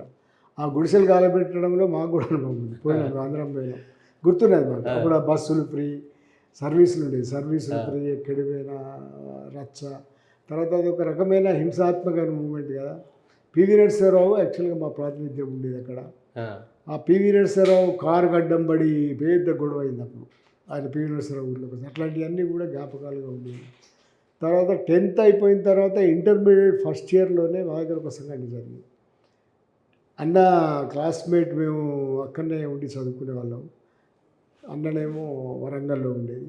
ఎస్ఆర్ఆర్ కాలేజ్లో 26 జనవరి నాడు చందుపట్ల కృష్ణారెడ్డి అని అరెస్ట్ అయ్యిండు ఒక ఆయన. అన్న క్లాస్మేట్ ఆయన.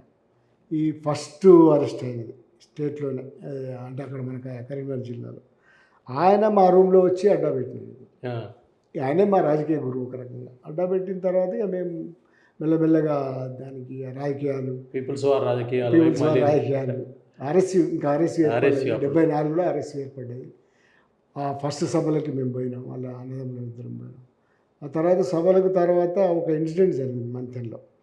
ఒక కనకయ్య అని ఈ కట్టెలు ఏరుకునే అతన్ని, చౌకీదారు కనకయ్య అనేటైనా ఆ ఊరి అతన్ని కొట్టి చంపిండు. అక్కడ ఫారెస్ట్ వాళ్ళు మంతని పక్కకే ఊరు ఉంటుంది, ఆ ఊరు వాళ్ళని కొట్టి చంపిండు. ఖానాపూర్ అనే ఊరిలో. ఆ ఊరు ఆయన అడవికి పోయిండు, ఆయన చౌకీదారు కొట్టి చౌకీదారి కనకయ్య అని పేరు.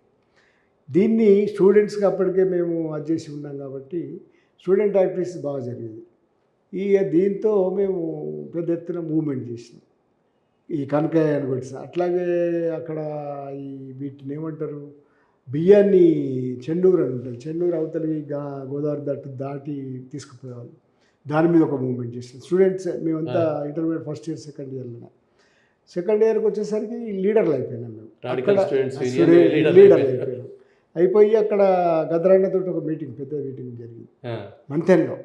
అక్కడ ఉన్న లోకల్ దొరల్ని అరే అని పిలిచి అంత గందరగోళం సభ. మాకు అక్కడ ఊహించని వ్యవహారం. అక్కడ అంగడి అని ఉంటుంది, అంగడి మొత్తం నిండిపోయిన జనాభా. హీరోలు అయిపోయింది, ఆల్ ఆఫ్ సైడ్ అనేది ఉంటుంది కదా మాకు. అది వచ్చేసింది, మేము కూడా హీరోలుగా భావించారు.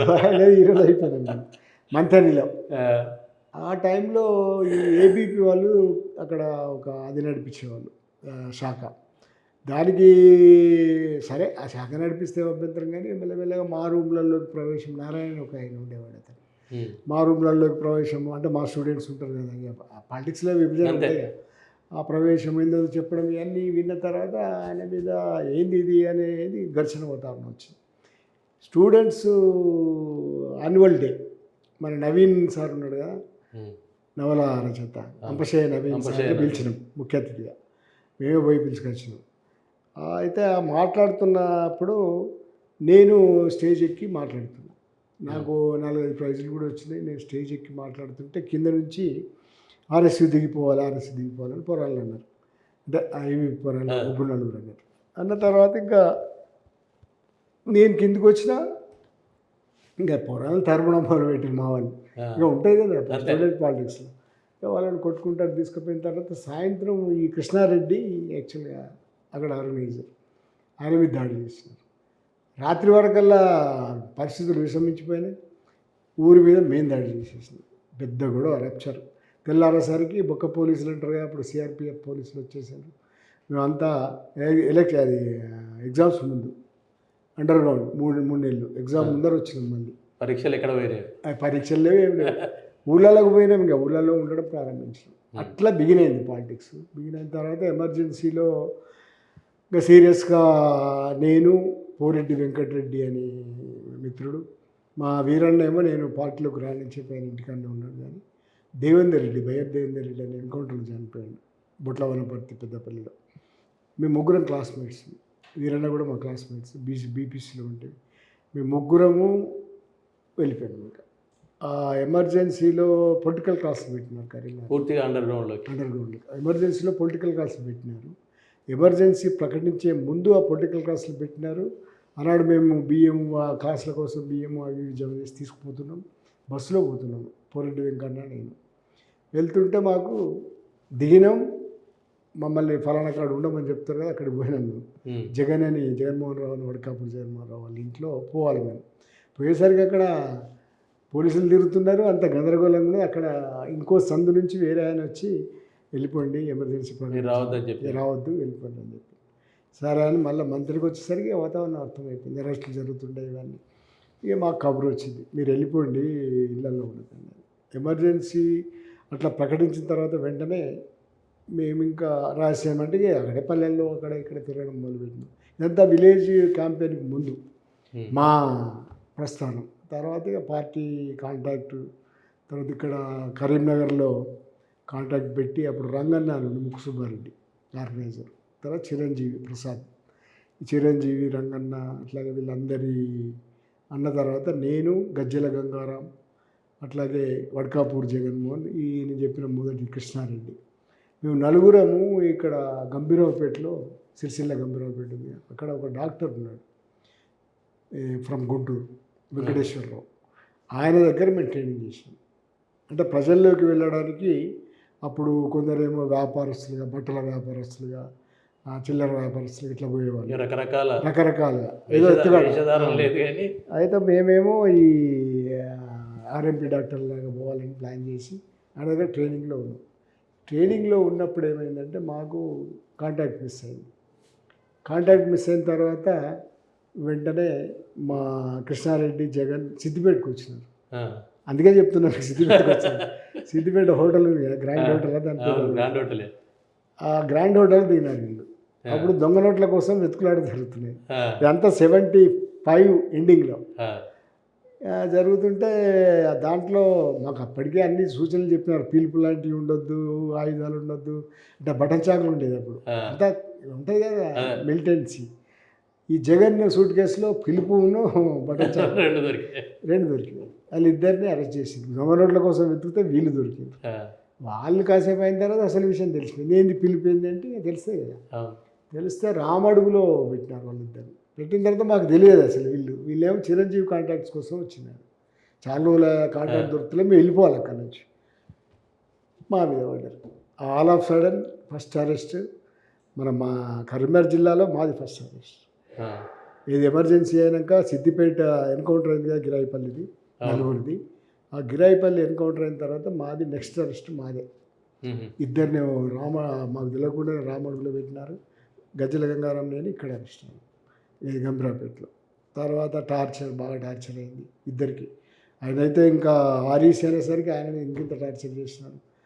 నన్ను విపరీతంగా టార్చర్, మేము అంతా 17 ఏళ్ళు అంతే నాది అప్పటికి, అంతే టార్చర్, విపరీతంగా టార్చర్ చేసినారు. వేములవాడ పోలీస్ స్టేషన్లో పెట్టినారు.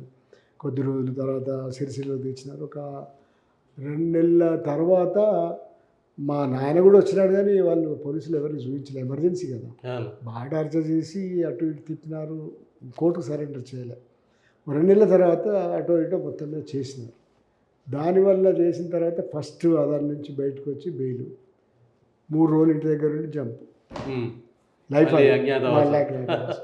జంప్ చేసి తర్వాత ఎమర్జెన్సీ. అంటే 3 రోజులకే మీకు అప్పుడు కాంటాక్ట్స్ దొరికినాయా మరి జంప్ కావడానికి? అది రెండోసారి. మాకు ఏమైందంటే ఒక కేసు ఉండేది మంత్ అనేది, ఈ కేసు కంపల్సరీ అటెండ్ కానీ అన్న తర్వాత నేను మంచిర్యాలలో డిగ్రీలో చదివినాను. డిగ్రీలో ఒక 2 నెలలు 3 నెలలు ఉన్నాను. ఆర్గనైజేషన్ రీత్యా మంచిర్యాలకు పోయి ఉండమంటే ఆర్గనైజేషన్ రీత్యా పోయి మంచిర్యాలలో కొంచెం ఆర్గనైజ్ చేయాలని అంటే సరే అని అక్కడ డిగ్రీ చేరాను. 2-3 నెలలకి ఈ కోర్టు కేసు వస్తే అందరు అటెండ్ అయితే అక్కడ 25 మంది ఉంటారు మంత్ అని వాళ్ళు లోకల్స్.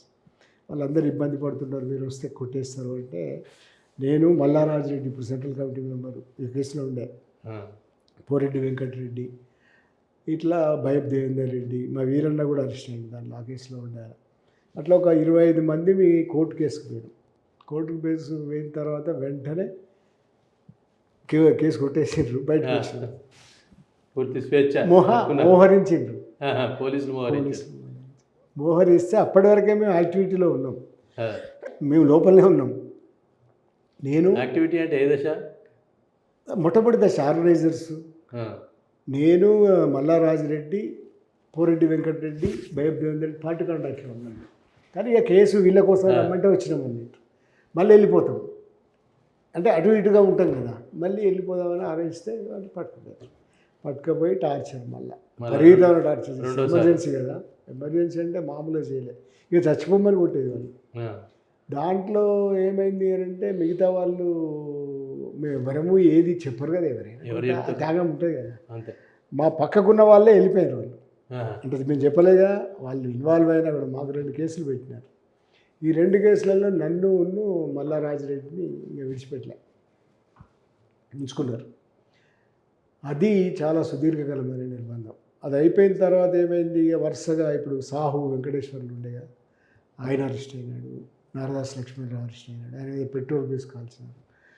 పోరెడ్డి వెంకటరెడ్డిని అరెస్ట్ చేసినారు. తపాలపూర్ కేసు అయినాక మళ్ళీ ఇక వరుసగా ఎవరు దొరికితే వరుసగా వాళ్ళందరూ రావడం మొదలైంది. మేము 6గురిని వీళ్ళందరూ అటుపోయి ఇటుపోయి ఆఖరికి నేను, తర్వాత మల్లారాజిరెడ్డి, పోరెడ్డి వెంకటరెడ్డి, గుంజపడ నారాయణ రెడ్డి, పున్నయ్య అని, అట్లాగే ఇంకో సాహు, మేము 6గురిని 6 months లాకప్. సుధాకర్ రెడ్డి అని మెడిపల్లి సుధాకర్ రెడ్డి. అసలు మొత్తం భార్గవ కమిషన్లో రికార్డ్ అయింది. 6 నెలలు లాకప్ వచ్చి ఇక్కడ చీరపేర్లు పట్టినాయి, అందరికీ తెల్లగా అయిపోయినాం. జడ్జి దగ్గర ప్రవేశపెట్టినప్పుడు అరే మనుషులు ఇట్లా ఉంటారా అన్నాడు ఆయన జడ్జి. ఏమైంది అంటే 6 నెలల నుంచి ఉన్నాము అని చెప్పిన ఆయనకి. జైలుకు పోయిన తర్వాత అంతా ఓపెన్గానే స్నానాలు చేస్తాం కదా, స్నానం చేస్తుంటే తెల్లగా మనుషుల్ని చూసినారు మిగతా వాళ్ళు. అట్లా అయిపోయాను 6 నెలలు. 6 నెలల్లో చివరి 3 నెలల్లో నాగ్పూర్లో బయటపడ్డది ఇష్యూ. నాగ్పూర్లో రీజనల్ కమిటీ మీటింగ్ అని పెట్టినారు. కొడపల్లి సీతారామయ్య అరెస్ట్ అయింది. దాని తర్వాత కొడపల్లి సీతారామయ్య, చిరంజీవి ఒక రీజనల్ కమిటీ సెక్రటరీ ఉన్నాడు. వీళ్ళందరూ కలిసి పెట్టిన తర్వాత పాముల రామచందర్ అని TV9లో కూడా పనిచేసింది ఆయన. పాముల రామచందరు, గంగాధర్ అని ఇద్దరు తుపాకులు పరుపులలో పెట్టుకొని నాగ్పూర్ సెంట్రల్ స్టేషన్ నుంచి పోతున్నారు రిక్షాలో.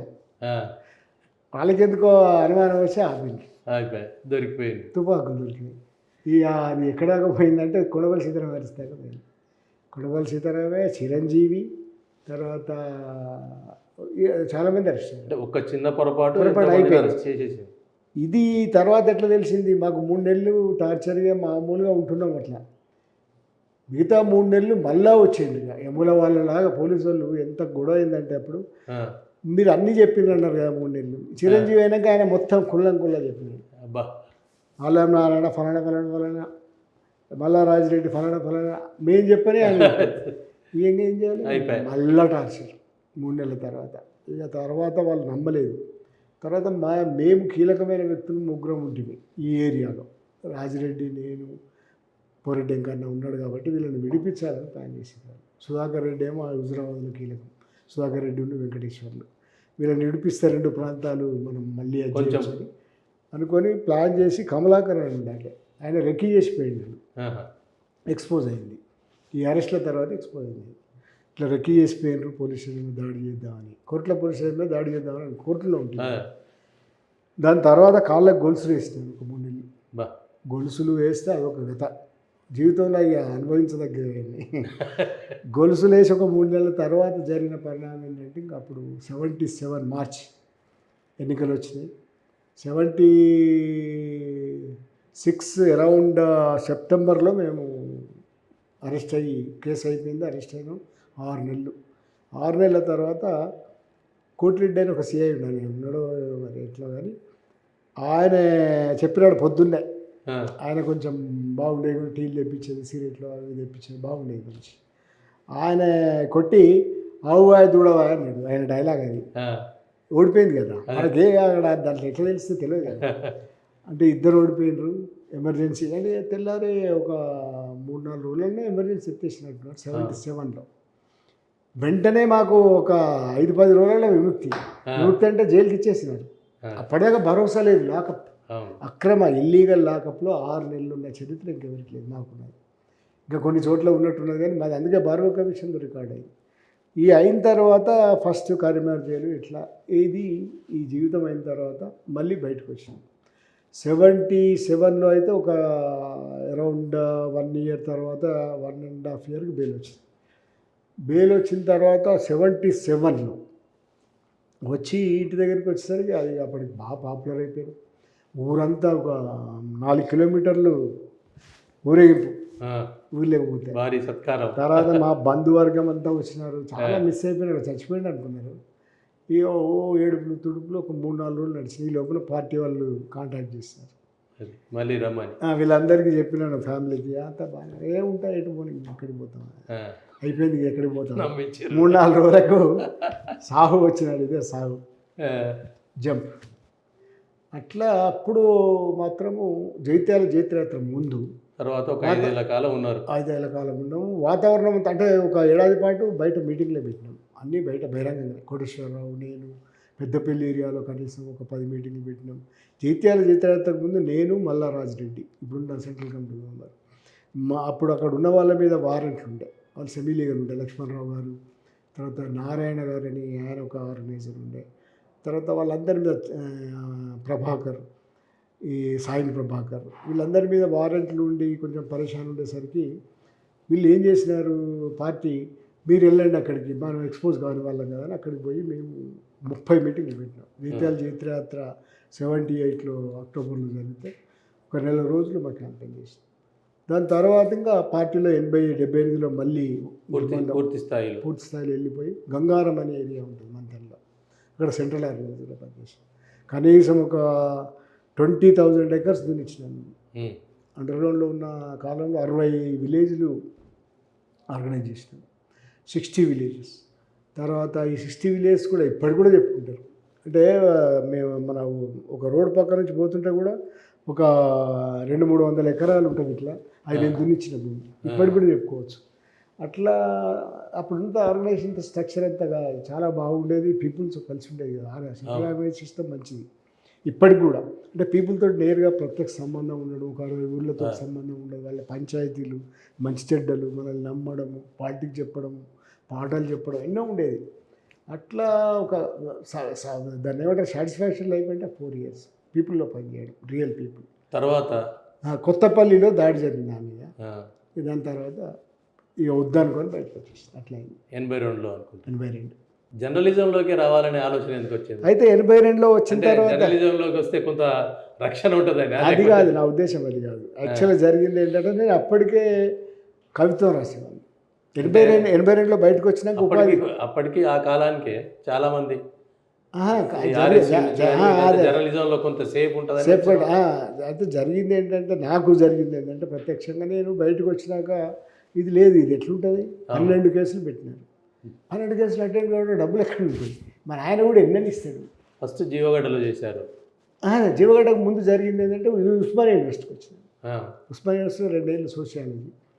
అక్కడ ఈ సలంద్ర రూమ్లో ఉన్నాను నేను. యాక్చువల్లీ సలంద్ర నా రూమ్మేట్, సలంద్ర లక్ష్మీనారాయణ మీకు తెలుసు, ఆంధ్రప్రదేశ్ చేసిన కవి, ఆయన రూమ్లో ఉన్నాను కాబట్టి. అట్లాగే దేవులపల్లి అమర్ అప్పటికే బీసీలో ఉండే. వీళ్ళిద్దరి ప్రభావంతో జర్నలిజం పోదాం అనుకున్నాను. అంటే సేఫ్ రక్షణ అనేది అప్పటికే నేను బయటకు వచ్చేసాను కదా. అప్పుడు అనుకున్నప్పుడు మన జీవగడ్డ విజయ్ కుమార్ గారు ప్లాన్ చేస్తుంటా 84లో అయిపోయింది యూనివర్సిటీలో.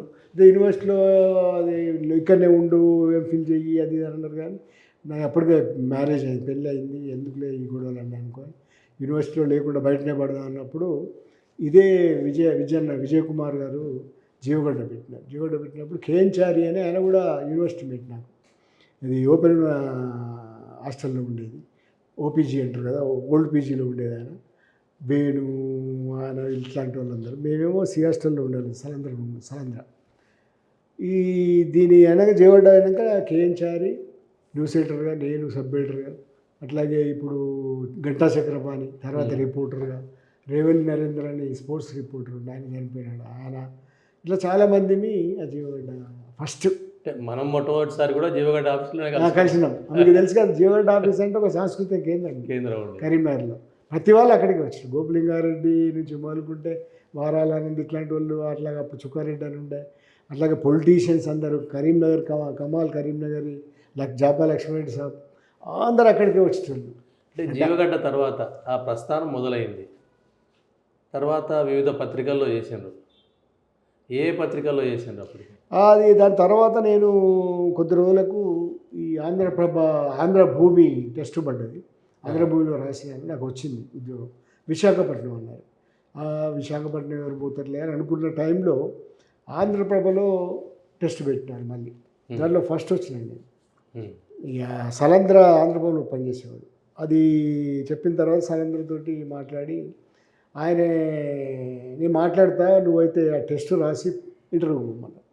ఇంటర్వ్యూలో పొత్తూరు వెంకటేశ్వర గారు ఇంటర్వ్యూ చేసి ఫస్ట్ వచ్చినావు కదా, ఏంది అసలు నీ బ్యాక్గ్రౌండ్ ఏంటి అన్నీ చెప్పినాను. రాత వచ్చు అంటే నేను అంతకుముందే రచయితనండి, కవిని కూడా రాత వచ్చు. అట్లాగే జీవగడ్డలో ఇక దాన్ని ఏమంటారు జర్నలిస్ట్ రాతలు కూడా, వార్తలు రాయడం కూడా నేర్చుకున్నానండి అని చెప్పినాను. ఆయన బాగా ఇంప్రెస్డ్ కానీ ఇక్కడ హైదరాబాద్లో వద్దు నువ్వు బెంగళూరు పొమ్మన్నాడు. మళ్ళీ నేను విశాఖపట్నమే పోలేదు, నాకు కేసులు ఉన్నాయి, అప్పటికి 12 కేసులు ఉన్నాయి, వాటికి కూడా పోవాలి కదా, నాకు వీలు కాదు సార్ అని ఓపెన్గా చెప్పిన ఆయనకి. సార్ నేను మొన్న వచ్చిందే 82లో, ఇది 85 చివరిలో ఇంటర్వ్యూ, కేసులు ఇంకా 6 ఉన్నాయి, పోలేను సార్ అని. నువ్వు నీకు ఫ్యూచర్ ఉంటుంది అన్నాడు. సరే అని అన్ని ఎగ్గొట్టి సపరేట్గా బెంగళూరు వెళ్ళాను. ఏడాది తర్వాత ఒక కేసు వారెంట్ రావడం ప్రారంభమైంది. ఇంకా వారెంట్లు వస్తాయి అంతే. దాని తర్వాత అక్కడి నుంచి వెళ్ళి ఎట్లా ఇది గందరగోళం అనుకొని అక్కడ పుల్లయ్య గారు అని ఉండే, ఆయన రికమెండ్ చేసినాడు, నండూరు రామ్మోహన్ దగ్గర పో నువ్వు, ఆంధ్రాకి కంపల్సరీ పోవాలి, వాళ్ళు ఇడిచిపెట్టాను అన్నారు కానీ ఆంధ్రాకి పోవాలి అంటే ఆంధ్రాకి వచ్చిన తర్వాత విజయవాడకు వచ్చారు. నండూరు రామ్మోహన్ గారు ఇంటర్వ్యూ, 1 గంట సేపు ఇంటర్వ్యూ, ఆయన చాలా మంచిగా చూసుకున్నాడు. విజయవాడలో 2.5 ఏళ్ళు చేసినాడు.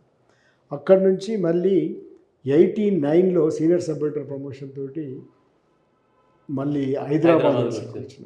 అక్కడి నుంచి 89 నుంచి 2000 దాకా అది మూతపడ్డది. 2000లో ఆంధ్రజ్యోతి మూతపడ్డది.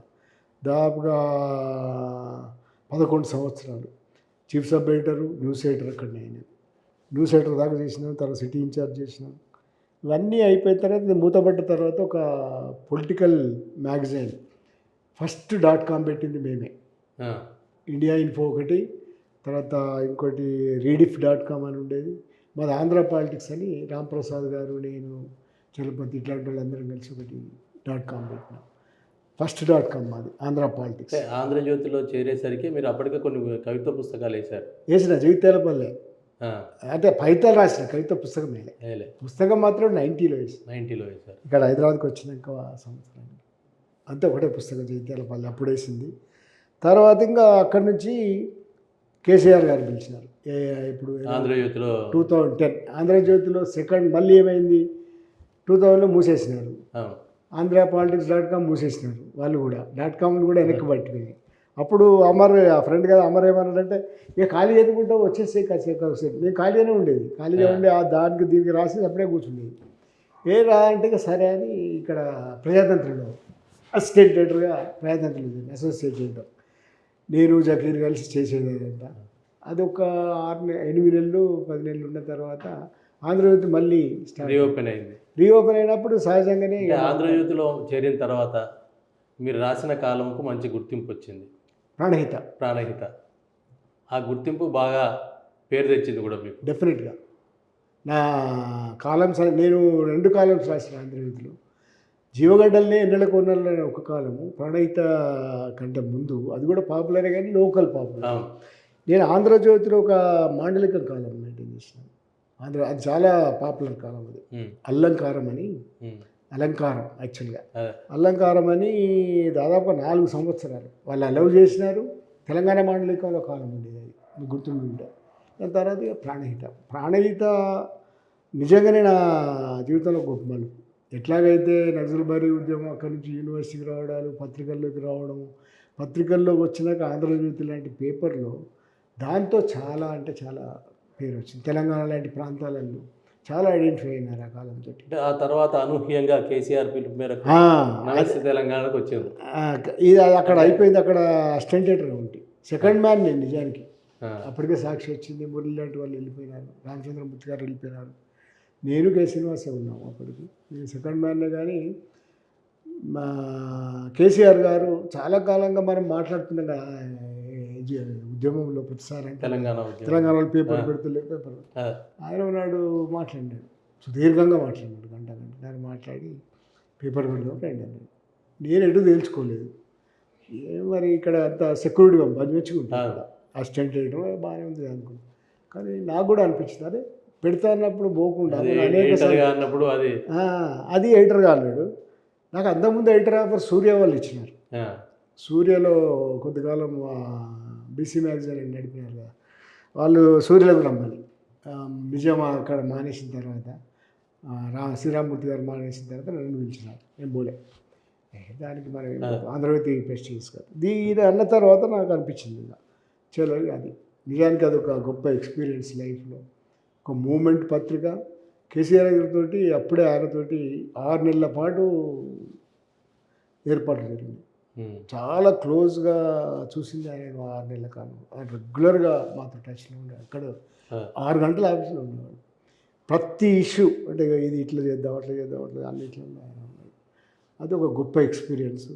సక్సెస్ఫుల్ లాంచింగ్ మూమెంట్కి ఏమన్నా ఉపయోగపడ్డది తెలంగాణ మూమెంట్ కంటే ఫస్ట్ టైం ఇన్ హిస్టరీ. మామూలు వార్తలు వచ్చినాయేమో ఇట్లా చేసినాయేమో కానీ నమస్తే తెలంగాణకి క్రెడిట్ దక్కుతుంది. ఎవ్వరు ఏమన్నా కూడా మూమెంట్ పత్రిక అది మూమెంట్లో ఫ్లరిష్ అయింది. అసలు మొదలు అన్నప్పుడు చాలామంది అన్నారు తెలంగాణ పత్రిక ఎట్లా నడుస్తుంది అని అన్నారు. కానీ ఒక మూమెంట్ని కాపాడిన పత్రికలాగా బ్రహ్మాండంగా నడిచింది. అదొక నా జీవితంలో జర్నలిజంలో ఒక గొప్ప అధ్యాయం అనుకుంటాను. పత్రికల ఆన్లైన్ విధానం వచ్చిన తర్వాత చాలా పత్రికలు రంగంలోకి వచ్చాయి. తెలుగునాట ఎక్కువగా వచ్చాయి. మిగిలిన రాష్ట్రాల కంటే తెలంగాణలో అయితే విపరీతంగా వచ్చాయనొచ్చు డిజిటల్ మీడియా అనేది. అంటే దినపత్రికలు ఆన్లైన్ పత్రికలే కాకుండా యూట్యూబ్ ఛానల్స్ రకరకాలుగా వచ్చాయి. వీటన్నిటికీ మీరు ఇచ్చే సూచనలు ఏంటి? నిజానికి మీడియా ఇంత విస్తృతం పెరుగుతుందని ఎవరు ఊహించలేదు. ఇంకా ఏఐ వస్తున్నది ఫ్యూచర్ ఇంకా అది దాన్ని ఏమంటారు మార్పులు అతి తక్కువ కాలం. మన యుగానికి సంబంధించి మొట్టమొదటి ఒకటి అనుకోవాలి మనం. ఈ మార్పులు టెక్నికల్ సాంకేతిక మార్పులు అనేటివి 100 ఏళ్ళు 50 ఏళ్ళు 10 ఏళ్ళు ఇట్లా ఉన్న సమయం వల్ల ఎవ్రీ 5 ఇయర్స్కి ఒక కొత్త టెక్నాలజీ రావడం, కమ్యూనికేషన్ అనేది రెవల్యూషనరీగా మారిపోవడం అనేది మనం అనుభవించింది. మీరు కూడా ఏజ్లే నేను కూడా ఏజ్లే కాబట్టి మనకు తెలుసు. ఏది దాన్ని ఏమంటారు అచ్చు యంత్రాల నుంచి గ్యాలీలు తీసి ప్రూఫ్లు చూసిన దాని నుంచి మనం బ్రొమైడ్స్ కంప్యూటర్లు బండ కంప్యూటర్లు ఇప్పుడు అసలు ఆన్లైన్. ఈ ఆన్లైన్ అనేది ఎక్కడ రాకపోయిందంటే మన ఎడిషన్స్లో కూడా మీకు పత్రికలు మేము బాగా డెస్క్లలో పనిచేసిన వాళ్ళం కదా. సెంట్రల్ డెస్క్ అని వచ్చినాక చాలా ఈజీ అయిపోయింది. మీరు ఎక్కడిదైనా ఇక్కడనే పనిచేసి పంపించచ్చు అంతే కదా, అక్కడ ప్రింట్ చేసుకుంటారు అంతే.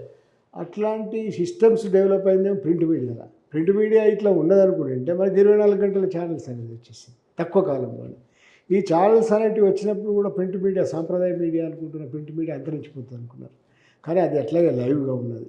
కారణం ఏమిటంటే భారతదేశంలో అంత టెక్నాలజీ వచ్చినా కూడా ఇంకా వెనుకబాటుతనము నిరక్షరాస్యత ఉన్నందువల్ల జరిగిన పరిణామం. నిరక్షరాస్యత పోయి అక్షరాస్యత పెరుగుతున్న కొద్దీ పత్రికలు చదివే వాళ్ళు పెరుగుతూ వచ్చినారు. ఏది మీరు అనుకునే థ్రెట్ కాకుండా పోయింది ఏది ఎలక్ట్రానిక్ మీడియా వచ్చినాక. టీవీలు ఎలక్ట్రానిక్ మీడియా 24 అవర్స్ థ్రెట్ అనుకుంటే అది కాలే. నెక్స్ట్ వచ్చింది యాక్చువల్గా .coms. ఈ .coms ఫస్ట్ రెవల్యూషన్. ఎప్పుడైతే www వచ్చిందో ఇది నెట్ అనేది మీ వేల మీద వచ్చేసింది, ప్రపంచం వేల మీద వచ్చిందో .coms వచ్చింది. .coms పోయినాయి, అంతరించినాయి. అంతరించిపోయిన తర్వాత రియల్ చేంజ్, రియల్ రెవల్యూషన్. ఇప్పటిదాకా ఉన్న సాంప్రదాయ ప్రింట్ ఎలక్ట్రానిక్ కూడా సాంప్రదాయం అయిపోయి డిజిటల్ మీడియా. డిజిటల్ మీడియా కోణాలని మనం ఇప్పుడు చూస్తున్నదంతా పెరిఫెరల్. దీని కోణాలు చాలా ఉన్నాయి. డిజిటల్ మీడియా అనేది వేరే మీడియం, వేరే లాంగ్వేజ్. అసలు దాన్ని మనం అర్థం చేసుకోవాలంటే సులభం కాదు.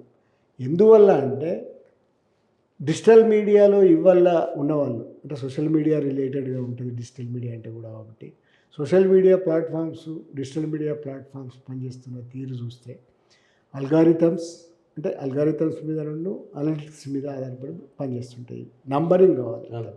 ఎట్లాగైతే ఆర్టీపీ రేటింగ్ అంటారు నంబరింగ్. ఈ నంబరింగ్ రావడానికి కొన్ని పదాలు క్యాప్చర్ చేసే పదాలు, ఈ క్యాప్చర్ చేసే పదాల మీద ఆధారపడి డిజిటల్ మీడియా అభివృద్ధి అవుతున్నారు. మీరు అందుకే డిజిటల్ మీడియా ఎంత సులభమో అంత టాస్క్ అయిపోయింది. ఎందుకు సులభము? ఎవరైనా ఒక అంతే ఏదైనా పెట్టవచ్చు, అదొకటి ఉంది కాబట్టి దాన్ని దోషేయచ్చు. అది యూట్యూబ్ ఉన్నది కాబట్టి దాన్ని దోషిస్తాం. ఎవరైనా ఒక పత్రిక పెట్టచ్చు, అన్ని ప్లాట్ఫామ్స్ మీద పరిచేయచ్చు. మీరు వాట్సాప్ గ్రూప్లలో పెట్టచ్చు, ట్విట్టర్లో పెట్టచ్చు ఈ పత్రికని, దీంట్లో మీ న్యూస్ని. తర్వాత ఇది ఫేస్బుక్లలో పెట్టుకోవచ్చు. ఆరామ్సే ఎక్కడ పడితే అక్కడ పెట్టుకోవచ్చు. దానివల్ల ఏమైంది, కూర్చున్న చోటే మీరు ఒక్కరే ఒక పత్రిక నడిపించచ్చు. సులభం, అంత సులభం. కనుక ఈ సులభమైన పద్ధతులలో విపరీతంగా రావడం ప్రారంభమైంది. దానివల్ల తెలుగులో ఎందుకైంది, తెలుగులో ఈవెన్ పత్రికలు పెట్టినప్పుడైనా కూడా అదే చైతన్యం ఉంది. తెలుగులో పత్రికలు చాలా ఎక్కువ వచ్చినాయి. అట్లాగే టీవీలు పెట్టినప్పుడు కూడా మన దగ్గర 15 మంది టీవీలు పెట్టినారు. కొన్ని అంతరించిపోయినాయి. ఇప్పటికీ లాభాలు లేకుండా ఏదో నడపాలి, అయ్యేడుగా బిడ్డేడ్స్ నడుపుతూనే ఉన్నారు. అంటే లాసెస్లో కూడా నడుపుతున్నారు. అట్లా టీవీ ఛానళ్ళు ఎట్లాగైతే ఒక ఎక్కువ సంఖ్యలో వచ్చిన ఆ చైతన్యం ఇక్కడిది అంటే కమ్యూనికేషన్స్లో ఉన్న చైతన్యము, పత్రికా రంగము, మీడియా రంగం మీద ఉన్న పట్టు చైతన్యం వల్ల ఏంటంటే అది క్రమక్రమంగా పెరుగుతూ వస్తుంది. ఇవాళ డిజిటల్ మీడియా పరిస్థితి ఏంటంటే ప్రధానంగా యూట్యూబ్ ఎక్కువ చాలామంది ఉన్నాయి. యూట్యూబ్లో అయితే వేలాది వచ్చినాయి. యూట్యూబ్లలో ఒకటి ఏంటంటే జర్నలిస్టులు ఎవరు, నిజానికి జర్నలిస్టులు పెడుతున్న యూట్యూబ్లు చాలా తక్కువ, ఇన్ఫ్లుయెన్సర్స్ పెడుతున్నవి యూట్యూబ్లో ఎక్కువ. మీరు ఆశ్చర్యపోతారు, ఇన్ఫ్లుయెన్సర్స్కున్న బైట్స్ అంటే వాళ్ళకున్నంత నంబర్ ఎవ్వరికి లేదు. మీరు ఎంత సీరియస్గా పెట్టినా కూడా మీకు ఉండదు. వాళ్ళకు లక్షలు ఉంటాయి, ఆశ్చర్యపోతాం మనం. వాడు ఏదో వంట గురించి మాట్లాడినట్టు లక్షలు ఉంటాయి, తిండి గురించి మాట్లాడినట్టు లక్షలు ఉంటాయి. వాడు కూర్చొని స్విగ్గీలో ఇప్పుడు ఒక ఆర్డర్ చేసిన వచ్చింది వెన్నపూస తిన్నా ఇట్లా మాట్లాడుతుంటారు. ఇట్లనే మాట్లాడుతున్నా, ఎందుకో మనకి లక్షలు ఉంటాయి, తెలియదు మనకి. అమ్మాయిలు అబ్బాయిలు కలిసి ఊరికే ముచ్చట్లు పెట్టుకుంటారు. మన దాంట్లో భార్యాభర్తలు కలిసి ఏదో జోకులు వేసుకుంటారు, ఒకరి మీద ఒకరు పంచులు వేసుకుంటారు, దానికి వేల మిలియన్స్. అంటే మనకు అర్థం కాని ఒక రంగంలో మనం జీవిస్తున్నాం. దానికి తోడేంటి, తెలుగులో వచ్చిన ఒక విపరిణామం, మనం ఊహించని రీతిలో బూతుల వీడియోలు రావడం విపరీతంగా, పచ్చి బూతులు. అంటే ఎవరిది ఎక్కువ తిడితే వాడిది చలామణి. అసలు అది ఎందుకు వచ్చింది అనేది ఆలోచిస్తే చాలా విపరిణామం అది. అందరూ అలానే ఫాలో కావడం, అరే అని తిడితేనే వీడియో మిలియన్స్ చూస్తారు. అంటే ఎవరి పేరైనా మనం ఎందుకు తీసుకోవడం, ఈ టైంలో అవసరం లేదు, మీ వీడియోకి అవసరం లేదు, ఎవరికి అవసరం లేదు. కానీ తామర తంపరగా వచ్చేసినాయి ఒకరి నుంచి ఒకరు. ఇప్పుడు ఫలానా వాడు ఈ రేంజ్లో తిడుతున్నాడు, కచరా అంటున్నాడు, ఆడంటున్నాడు, రానంటున్నాడు, దొరసా అంటున్నాడు, మళ్ళీ అంటున్నాడు, దొర అంటున్నాడు, ఏమేమో అంటున్నాడు. అయిపోయింది అది, ఆ ఫేజ్ అయిపోయింది. దానికంటే పెద్దగా తిట్టాలి, అరే ఈ కాడికి వచ్చింది, అరే లమ్ దాకా వచ్చింది, అరే పచ్చిగా ఈ టీవీలలో ఏంద్రా బాబు ఇది వచ్చింది. మనకు ఎలక్ట్రానిక్ మీడియాలోనే మీకు గుర్తుంటే బూతులు వచ్చినప్పుడు క్యూఎన్ వస్తుంది చూడండి, నిషేధాలు ఉంటాయి. దీనికి ఏ నిషేధం లేదు, నిషేధం లేదు. లాంగ్వేజ్ ఎక్కడ దాకా పోయింది, చిన్నపిల్లల్ని అబ్యూజ్ చేసినట్టు. అసలు కేటీఆర్ కొడుకు మీద మాట్లాడిన తీరైతే నాకైతే బాగా కలిసి వేసింది. కేటీఆర్ కొడుకు అన్నందుకు కాదు, వాడు పిల్లగాడు కదా, పిల్లగానికి హక్కులు ఉంటాయి కదా, పిల్లగానికి కొన్ని హక్కులు ఉంటాయి. పిల్లగాళ్ళకి దాపరికం పెడతాం కదా మనము. వృద్ధులు, పిల్లలు, స్త్రీలు, అసహాయులు ఉంటాం కదా, వాళ్ళ పట్ల ఉండాలి కదా. వికలాంగులు, వాళ్ళ పట్ల మనకుండే కన్సర్న్ తీసిపోయి అతని మీద ఎట్లా మాట్లాడితే అట్లా అది అయిపోయిందా. అతన్ని తిట్టడానికి వీడియోలు వచ్చినాయి, ఎవరిని తిట్టడానికి అది అసలు ప్రధానంగా రాజకీయ నాయకులను తిట్టడానికి వీడియోలు విపరీతంగా వచ్చినాయి, పెరిగినాయి. అదే విపరీతంగా పెరిగినాయి, వస్తున్నాయి. కొందరు రీజనబుల్గా దీంట్లోనే కొన్ని రీజనబుల్ అంటే సబ్జెక్ట్ మీద మాట్లాడుతూ కన్విన్సింగ్గా మాట్లాడుతూ, ఇప్పుడు ఒక సబ్జెక్ట్ ఉదాహరణకి హెచ్సియు భూముల ఇష్యూ వచ్చింది అనుకోండి, ఆ సబ్జెక్ట్ మీద పూర్వపరాలు మంచి చెడ్డాన్ని విశ్లేషణ చేస్తూ వచ్చే వీడియోలు ఉన్నాయి. వాళ్ళు కొంచెం వర్క్ చేస్తున్నారు, వాళ్ళ తరహాలు చెప్తున్నారు.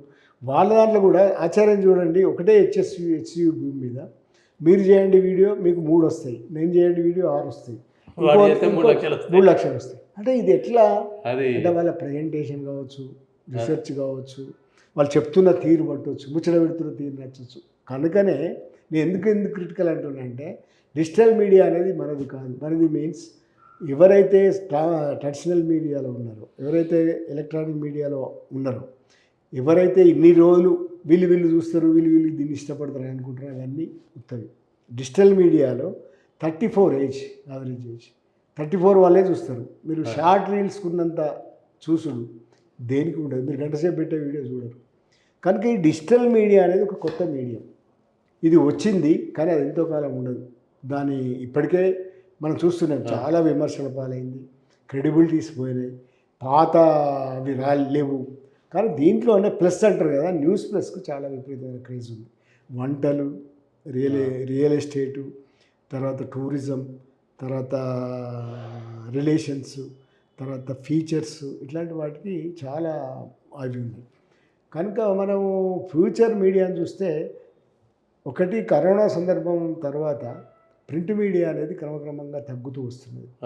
ఏదైతే అంతకుముందు అక్షరాస్యత పెరుగుతున్నా కొద్దీ పెరిగింది అనుకున్నాము సర్క్యులేషన్స్, కరోనా టైంలో బాగా తగ్గిపోయింది. కారణం ఏంటంటే పేపర్లు అన్నింటినీ టీవీ దీనిలో ఫోన్లో చూడడం ప్రారంభమైంది. అది అలవాటు అయిపోయింది. ఇంటికి ₹2, ₹5 ఇప్పుడు 10 రూపాయలు వేయించుకునే బదులు ఫోన్లో చూడవచ్చు కదా, ఏముంటుంది దాంట్లో అని అనుకుంటున్నారు, వేయించుకోవట్లేదు. సర్క్యులేషన్ బాగా తగ్గింది. అంటే లెక్కలు చూపెడుతుంది. మరోవైపు ఇప్పటిదాకా సాంప్రదాయబద్ధంగా వస్తున్న అడ్వర్టైజ్మెంట్స్ లెక్కేస్తారు కదా, 70,000 కోట్ల రూపాయల అడ్వర్టైజ్మెంట్ డిజిటల్ మీడియా 10% పెరిగినాయి కాయక ఒక్క సంవత్సరంలో. అంటే భవిష్యత్ అంతా డిజిటల్ మీడియా. ఎందుకు అని అంటే ఒక దిక్కు ఫోన్ కనెక్షన్స్ పెరగడం, స్మార్ట్ ఫోన్స్ పెరగడం, ఇంటర్నెట్ కనెక్షన్స్ పెరగడం. మన భారతదేశంలో చూస్తే 55,000 కోట్ల మందికి ఇంటర్నెట్ కనెక్షన్ ఉంది. చాలా ఎక్కువ భారతదేశంలో. అంటే 55,000 కోట్లు అంటే మొత్తం జనాభాకు ఉన్నట్టే లెక్క. అంటే మీరు ఆలోచన, స్మార్ట్ ఫోన్లు మన జనాభాకు మించి ఉంది కనుక ఫ్యూచర్ ఇదే ఒక చేతిలో ఉండే పరికరం కాబట్టి డిజిటల్ మీడియా ఫ్యూచర్. అంటే దాని లెక్కలు చూసినా కూడా అర్థమవుతుంది. అడ్వర్టైజ్మెంట్ లెక్కలు 70,000 కోట్లకు పోయింది. సాంప్రదాయ మీడియాకి 60,000 కోట్లు ఉంటే 10,000 కోట్లు దానికి ఎక్కువైపోయింది వారికి. అంటే రెండింటికి, ప్రింట్కి దీనికి కలిసి ఎలక్ట్రానిక్ మీడియా కలిసి 60,000 కోట్లు ఉంటే 70,000 కోట్లు ఉంది. కనుక భవిష్యత్తు దీనిదే. కాకపోతే ఇప్పటి వరకు దీని ప్రమాణాలు ఏమిటి, దీనికి ఒక సిస్టమ్ ఏమిటి, మనకు అప్పుడు ప్రెస్ కౌన్సిల్ ఉండింది దీనికి, ప్రింట్ మీడియాకి. దీనికి లేదు, డిజిటల్ మీడియాకి ఏం లేదు.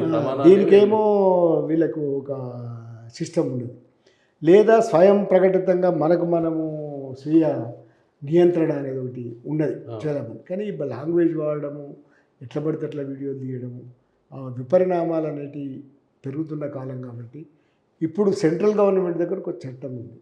ఆ చట్టాలను రద్దు చేసి కొత్త చట్టం తెస్తాను ఇప్పటివరకు తేలేదు. ఈ చట్టంలో మాత్రం సాంప్రదాయబద్ధంగా వస్తున్న ప్రింట్ మీడియా, ఎలక్ట్రానిక్ మీడియా, మూడవది డిజిటల్ మీడియాను కూడా పెట్టి ఒకే చట్టం చేయాలని ప్లాన్ చేస్తున్నారు. అప్పుడు బహుశా మనకి నియంత్రణలు ఏమిటి, మార్గదర్శకాలు ఏమిటి, ఎట్లా ఉంటుంది డిజిటల్ మీడియా వచ్చే అవకాశం ఉంది. భవిష్యత్తు మాత్రం డిజిటల్ మీడియాదే. మళ్ళీ తెలంగాణ ఉద్యమంలో జర్నలిస్టుల పాత్ర కీలకమైంది. జర్నలిస్టులు కూడా కొంత విభజనకు గురయ్యారనేది ఉంది. దీనిపై మీ అభిప్రాయం ఏంటి? జర్నలిస్టులు మీరు కూడా ఒక సంఘానికి బాధ్యులుగా వ్యవహరించారు. సంఘానికి ఇప్పుడు బాధ్యత, కానీ నిజానికి జర్నలిస్టు ఉద్యమం జరిగినప్పుడు తెలంగాణ వచ్చేదాకా విభజన లేదు. ఎందుకు అనంటే 2001 తెలంగాణ జర్నలిస్ట్ ఫోరం ఏర్పడ్డది. టీఆర్ఎస్ ఏర్పడ్డ కొద్ది రోజులకి రెండవ సంఘం. నిజానికి విద్యావంతులకి ఇట్లాంటివి కూడా లేవు, ఏదో మేధావుల సంఘాలు ఉన్నాయి. కానీ తెలంగాణ జర్నలిస్ట్ ఫోరం ఉద్దేశమే తెలంగాణ కోసమే. తెలంగాణ జర్నలిస్టులు ఫస్ట్ రాసింది కూడా ఇది ఔరేక్ దక్క తెలంగాణ పక్క, ఈ టైం వచ్చింది, మనం కూడా ఈ పౌరులం దీంట్లో పాల్గొనాలి. అప్పటిదాకా ఉన్న అభిప్రాయాలు ఏమిటి, జర్నలిస్టులు అంటే తటస్థంగా ఉండాలి, ఎవరు దిక్కు చెందకూడదు. దానికి తోడు మన దగ్గర ఉన్నాయని ఆంధ్ర పత్రికల యాజమాన్యాలు, ఆంధ్ర యాజమాన్యాల పత్రికలు, ఆంధ్రజ్యోతి కావచ్చు, ఆంధ్రప్రభ కావచ్చు, ఇట్లా ఉండే కదా అన్నీ, ఈనాడు కావచ్చు.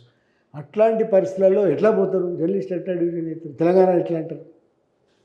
పత్రికల్లో కూడా ఊరుకోరు కదా. అప్పుడు ధైర్యం చేసి ఒక 5-6 నిజానికి కాశం యాగిరి నిజానికి దీనికి ఒక రకంగా మా అందరికీ బౌద్ధికంగా అందించినవాడు. క్రాంతి, కందుకూరు రమేష్ బాబు, రమణ కుమార్, పిటల శ్రీశైలం, శశికాంత్, రాజేష్, నేను ఇట్లా 6-7 కలిసి ఒక పుస్తకం ప్లాన్ చేసింది. అంతకుముందు ఈ కె శ్రీనివాస్ గారు ఇంట్లో, సురేందర్ రాజు, ఇట్లా అందరం, మురళి, చాలామంది సీనియర్ల అందరం కూడా కలిసి, ఆర్కే, ఆ తర్వాత ఎస్ఆర్, ఇట్లా చాలామంది కలిసి ఒక మీటింగ్ పెట్టినాం. దాని మీటింగ్ తర్వాత వచ్చిన పరిణామం ప్రెస్ క్లబ్లో అప్పుడు ఫస్ట్ మీటింగ్ పెట్టినాం 2001లో. అది చాలా రోరింగ్ సక్సెస్. మొత్తం తెలంగాణ వాళ్ళందరినీ పిలిచింది. అది ఒక కీలక ఉద్యమంగా మలిగింది. అసలు మొత్తము ప్రాంతీయ ఉద్యమాలు, అస్తిత్వ ఉద్యమాల చరిత్రను భారతదేశంలో చూసుకుంటే జర్నలిస్టుల పాత్రే లేదు. కానీ తెలంగాణలో మాత్రం అప్పటికి విభజనే లేదు. జర్నలిస్ట్ ఫోరం అనేది అందరికి సంబంధించింది, అందరూ పాల్గొన్నారు. ఇవాళ అట్లనంటే 2 యూనియన్లు 3 యూనియన్లు ఉన్నా అందరూ కూడా జర్నలిస్ట్ ఫోరం వరకు అందరం ఒకటే. అది అందరము ఒకటైనందువల్ల విపరీతంగా మీటింగ్లు పెట్టగలిగినాం. అప్పుడు అసలు మనం లేని మీటింగే లేదు, ఏ వేదిక మీదైనా జర్నలిస్ట్ ఫోరం లేని వేదిక లేదు. రెండవది, చాలా కీలకమైన పరిణామాలలో మనము డెసిషన్స్ తీసుకొని పనిచేయగలిగినాం. ఒకటి చలో ఢిల్లీ అనేది మరపురాని కార్యక్రమం. 2,000 మంది అసలు ఒక జర్నలిస్టులు వాళ్ళ సమస్యల కోసం కాకుండా తెలంగాణ కోసం పోవడం అనేది ఒక ఆశ్చర్యకరమైన పరిణామం. తర్వాత నిర్బంధాలను తట్టుకొని, తర్వాత అసెంబ్లీలో తెలంగాణ మాట వినబడకూడదు అన్నప్పుడు ఒక మాక్ అసెంబ్లీ పెట్టినాం. ఇక్కడ మొత్తం తెలంగాణ ఎమ్మెల్యేలు వాళ్ళందరినీ పిలిచినాం. అంటే ఈ రెండు ఇట్లాంటి ఏ ప్రోగ్రాం వచ్చినా కూడా మనం లేకుండా జరగలేదు. అద్భుతమైన ఒక చైతన్యంతో ప్రత్యక్షంగా పరోక్షంగా మనకుండే కాంట్రాక్ట్స్ వల్ల కీలకమైన సందర్భాలలో రాజకీయ నాయకులు అస్త్రశస్త్రాలు వదిలినప్పుడు వాళ్ళ ఇళ్ళలోకి పోయి మాట్లాడడం, మంత్రులు రాజీనామా చేసినప్పుడు వాళ్ళ ఇళ్ళలోకి పోయి మాట్లాడడం, మీరు ఎందుకు రాజీనామా చేస్తారు ఇంకా ఇట్లా చాలా సందర్భాలలో యాక్టివ్ ఉండిపోయి రకరకాల ఒత్తిడి చేయగలిగినాం మనకుండే కాంట్రాక్ట్స్ వల్ల. తర్వాత మనకు ఉండే కాంట్రాక్ట్స్ బట్టి 3 రంగాలలో పనిచేయగలిగినాం మనం. ఒకటి, మనం రాతగాళ్ళం, సమస్యలు రాయడంలో గ్రామీణ విలేకరులు అద్భుతమైన పాత్ర పోషించారు. అక్కడున్న సమస్య, అక్కడున్న చైతన్యపూరితమైన విషయాలు, వివక్షలు, ఇవన్నిటి తర్వాత అన్నిటికంటే ముఖ్యమైన ఢిల్లీ ఇట్లాంటి వాటితో పాటుగా కీలకమైన సందర్భం చెప్పుకోవాలి. అసెంబ్లీలో బిల్లు వచ్చింది. అసెంబ్లీలో బిల్లు వచ్చినప్పుడు కూడా తెలంగాణ జర్నలిస్ట్ కేసీఆర్ గారు ఫోన్ చేసినారు, మీరు మాత్రమే పెట్టగలరు, రేపు అసెంబ్లీలో బిల్లు వస్తుంది, అడ్డుకుంటున్నారు, వాళ్ళది మందాబలం ఎక్కువ మంది ఉంటారు, ఆంధ్ర వాళ్ళు అడ్డుకుంటారు, కాబట్టి మీరు ఏం చేస్తారు అని అందరిని పిలిచి పెట్టండి, మీరే బాగుంటారు అంటే ఎవరిని పిలవద్దంటే ఎవరిని పిలవకండి, రిప్రజెంటేటివ్స్ని పిలవండి, మీతో అందరు బాగానే ఉంటారు కాబట్టి పార్టీలకు ఖచ్చితంగా ఉంటున్నారు కాబట్టి అని పిలిస్తే మీరు నంబరు 56 మంది ఒక ఫోన్ మెసేజ్ తోటి వచ్చినారు. లక్డిగా ఫుల్ హోటల్లో జరిగింది. టీఆర్ఎస్, టీడీపీ, అప్పుడు రేవంత్ రెడ్డి దయాకర్ రావు టీడీపీలో ఉన్నారు, వాళ్ళు వచ్చారు దాని తరఫున, సిపిఐ, సిపిఎం, బీజేపీ అందరు వచ్చినారు. కాంగ్రెస్ ఇప్పుడు దామోదర్ రాజస్వామి ఇన్ఛార్జ్ ఉండి ఆయన ఫోన్ చేసినాడు, నేను రాకపోయినా చింతిస్తున్నా, మా వాళ్ళు వస్తున్నారు కూర్చుంటున్నారు. తర్వాత అప్పుడు గవర్నర్ జనరల్ తర్వాత పనిచేసిన ఆయన పిలిచి కూర్చోబెట్టి మాట్లాడి రేపు ఏం చేద్దాం. అప్పుడు ఈ రేవంత్ రెడ్డి, దయాకర్ రావు వాళ్ళిద్దరు ప్రపోజర్, మీరన్నా మా ఎల్పీకి రండి, మేము రమ్మంటే కూడా టీఆర్ఎస్ ఎల్పీకి వస్తాం, ఎక్కడో లేకుంటే కాంగ్రెస్ ఎల్పీలైనా కూర్చుందాం, మనం ఒక దగ్గర కూర్చుందాం, 53 మంది వచ్చినాం కదా, మిగతా వాళ్ళు మన పార్టీలందరినీ ఒప్పిద్దాం, కూర్చొని రేపు అసెంబ్లీలోకి పోయేటోళ్ళం మనమే, ఎమ్మెల్యేలము ఏ పార్టీ అని ఒక దగ్గర కూర్చుందాం, పోయి అడ్డుకుందాం, వాళ్ళు ఎట్లా అడ్డుకుంటారో చూద్దాం, చుట్టుముడదాం, ఇట్లా అని ప్లాన్ చేసుకుందాం. ఈ ప్లాన్కు మూల కారణం టీజేఎఫ్ చేసిన లక్డిగా ఫుల్ మీటింగ్. అంటే ఇట్లా ప్రతి దాంట్లో ఇప్పుడు సకల జనుల సమ్మె జరిగినప్పుడు వాళ్ళకి మద్దతుగా నిలిచింది మనం 2 సందర్భాలలో, అన్ని రకాల ప్రోగ్రామ్స్లో కానీ కార్యక్రమాల్లో కానీ అప్పుడున్న చైతన్యం ప్రకారంగా ఢిల్లీ పోయిన ప్రోగ్రాం కానీ ఇంకేదైనా కానీ ఆ చైతన్యం ప్రకారంగా అనేకం. చివరిలో ఈవెన్ తెలంగాణ వచ్చినాక కూడా మొత్తం 16 మందితోటి మేము అది చేయగలిగాం. ఏంది అసలు మీరు ఏం చేస్తారు తెలంగాణలో అని ఎన్నికల ముందు చేసినాం, ఎన్నికలు వచ్చినాక కేసీఆర్ గారితో పెట్టినాం, అసలు ఏం చేయదలుచుకున్నాం తెలంగాణలో. ఇట్లా ప్రతి సందర్భాన్ని ఒక స్తబ్దత వచ్చినప్పుడు దాన్ని లేబట్టడానికి, అట్లాగే మనం రాతగలంగా రాతల కోసం, అట్లాగే ఉద్యమ స్ఫూర్తిని నింపడానికి, తర్వాత అన్నిటికీ మించి ఉస్మానియా యూనివర్సిటీ నిర్బంధం మీద మేము ఉన్నాం. ఉస్మానియా యూనివర్సిటీలో టీజేఎఫ్ ఉన్నది. ఉస్మానియా యూనివర్సిటీలో 5 లక్షల మంది దాంట్లో టీజేఎఫ్ ఉండడం వల్ల జరిగింది. చాలాసార్లు ఆ క్యాంపుల కింద టీజేఎఫ్ ఉన్నది. తెలంగాణ జర్నలిస్ట్ ఫోరం అనేది విద్యార్థుల మీద నిర్బంధం వచ్చిన ప్రతిసారి కమిషన్లకు తీసుకొచ్చిన దానిలో మనం ఉన్నాం. అంటే అన్ని జర్నలిస్టుల సంఘాలు అప్పుడు ఏకమై అందరు జర్నలిస్టులు, అప్పుడు వేరేది ఫోరం అనేది అది సంఘం కాదు కదా, లూజ్ ఆర్గనైజేషన్గా పెట్టినాము. అందువల్లనే అందరూ ఉండేది, అందరూ అన్ని సంఘాలు కలిసే పనిచేసినాయి, అందరూ వాళ్ళు అదేమీ తేడా లేదు, అందరం కలిసే పనిచేసినాం. కనుకనే తెలంగాణలో చరిత్రలోనే నిజంగా కూడా భారతదేశ చరిత్రలోనే ఒక అస్తిత్వ ఉద్యమానికి పనిచేసిన జర్నలిస్టులు ఎవరు లేరు. కారణం ఏంటంటే ఇవన్నీ వస్తాయి కదా. తర్వాత డార్జిలింగ్ నుంచి మాట్లాడారు మాతోటి జర్నలిస్ట్ సంఘాలు, అరే మీరు ఎట్లా చేయగలరు ఇవన్నీ, వాళ్ళు కూడా జర్నలిస్టులు కొందరు. అంటే ఒక నమూనాలాగా మనం ఒక ప్రాంతీయ అస్తిత్వ ఉద్యమానికి పనిచేసినాం. అదొక గొప్ప చరిత్ర. నా జీవితంలో ఎట్లాగైతే నక్సల్బరీ అనేది ఒక ప్రభావం, ఉస్మానియా యూనివర్సిటీ అనేది ఒక ప్రభావం, జర్నలిజం ఒక ప్రభావం అయినట్టుగానే తెలంగాణ ఉద్యమం అనేది కూడా, అంటే ఒక నిరాశపరమైన, మనకు అందరికీ తెలుసు కదా, మొదటిది విఫలమై నిరాశపడి పోయిన దాంట్లో ఈ మూమెంట్ రావడం, ఆ మూమెంట్లో మనం భాగస్వామ్యం కావడం, ప్రత్యక్షంగా పరోక్షంగా ఒక ఊరేంపు కూడా చెప్పాలి. ఇప్పుడు హిమాయత్ నగర్లో పెద్ద మీటింగ్, అప్పుడు గద్దరును కేసీఆర్ అలా తీసుకున్నారు. అది చూస్తే హిమాయత్ నగర్ బ్రిడ్జ్ అంతా జర్నలిస్టులే. అద్భుతమైన మీడియా అది కూడా. 144 సెక్షన్, డీజీపీ వచ్చిండు, అరెస్ట్ చేస్తారు, చేయండి అని. ఎక్కడ అరెస్ట్ చేస్తారు? సత్యానంద రెడ్డి హోంమంత్రి, అక్క ఏం సంగతి, అదొక అద్భుతమైన సంగతి. అట్లా ఎన్నో. కనుక అదొకటి నా జీవితంలో అత్యద్భుతమైన ఘట్టం, తెలంగాణ ఉద్యమం. ఆ తర్వాత వచ్చిన దాంట్లో 10 ఏళ్ళు ప్రభుత్వంలో పనిచేయడం, వీటన్నిటికీ మించి నాకు జర్నలిస్ట్గా సాటిస్ఫాక్షన్ ఇచ్చింది ఆంధ్రజ్యోతి ప్రణీత కాలం, నమస్తే తెలంగాణ. ఏదన్నా నా జీవితంలో ఒక మార్క్ నమస్తే తెలంగాణ ఎస్టాబ్లిష్ చేసి నిలబెట్టడం. నేను వచ్చేసరికి సర్క్యులేషన్ అంటే ఆశ్చర్యపోతారు, ఇప్పుడు లేదంత సర్క్యులేషన్. అంటే మూమెంట్లో ఉండే కాబట్టి ఆ సర్క్యులేషన్ నేను ఒక్కనే దాన్ని చేసుకుంటలేను. అది ఒక టీం వర్క్. కేసీఆర్ గారు ఉన్నారు దాన్ని బడి, ఇక అన్ని లక్ష్మీరాజన్ గారు ఉన్నారు, ఇట్లా చాలా ఉన్నాయి. కానీ నా జీవితంలో అతి గొప్ప అది అంటే ఈ 4 చెప్పుకోవచ్చు. నక్సలైటు, జర్నలిస్టు, తెలంగాణ ఉద్యమకారుడు, గవర్నమెంట్లో 10 గవర్నమెంట్ అనలేం దాన్ని అకాడమీలో. Thank you very much. ఇదండి తెలంగాణ మీడియా అకాడమీ తొలి చైర్మన్, నమస్తే తెలంగాణ పత్రిక మొట్టమొదటి సంపాదకులు అల్లం నారాయణ గారి జీవిత విశేషాలు. త్వరలో మీ ముందుకు మరో ప్రముఖంతో రానున్నాం. ధన్యవాదాలు సార్. నమస్తే అంజన గారు. నమస్తే.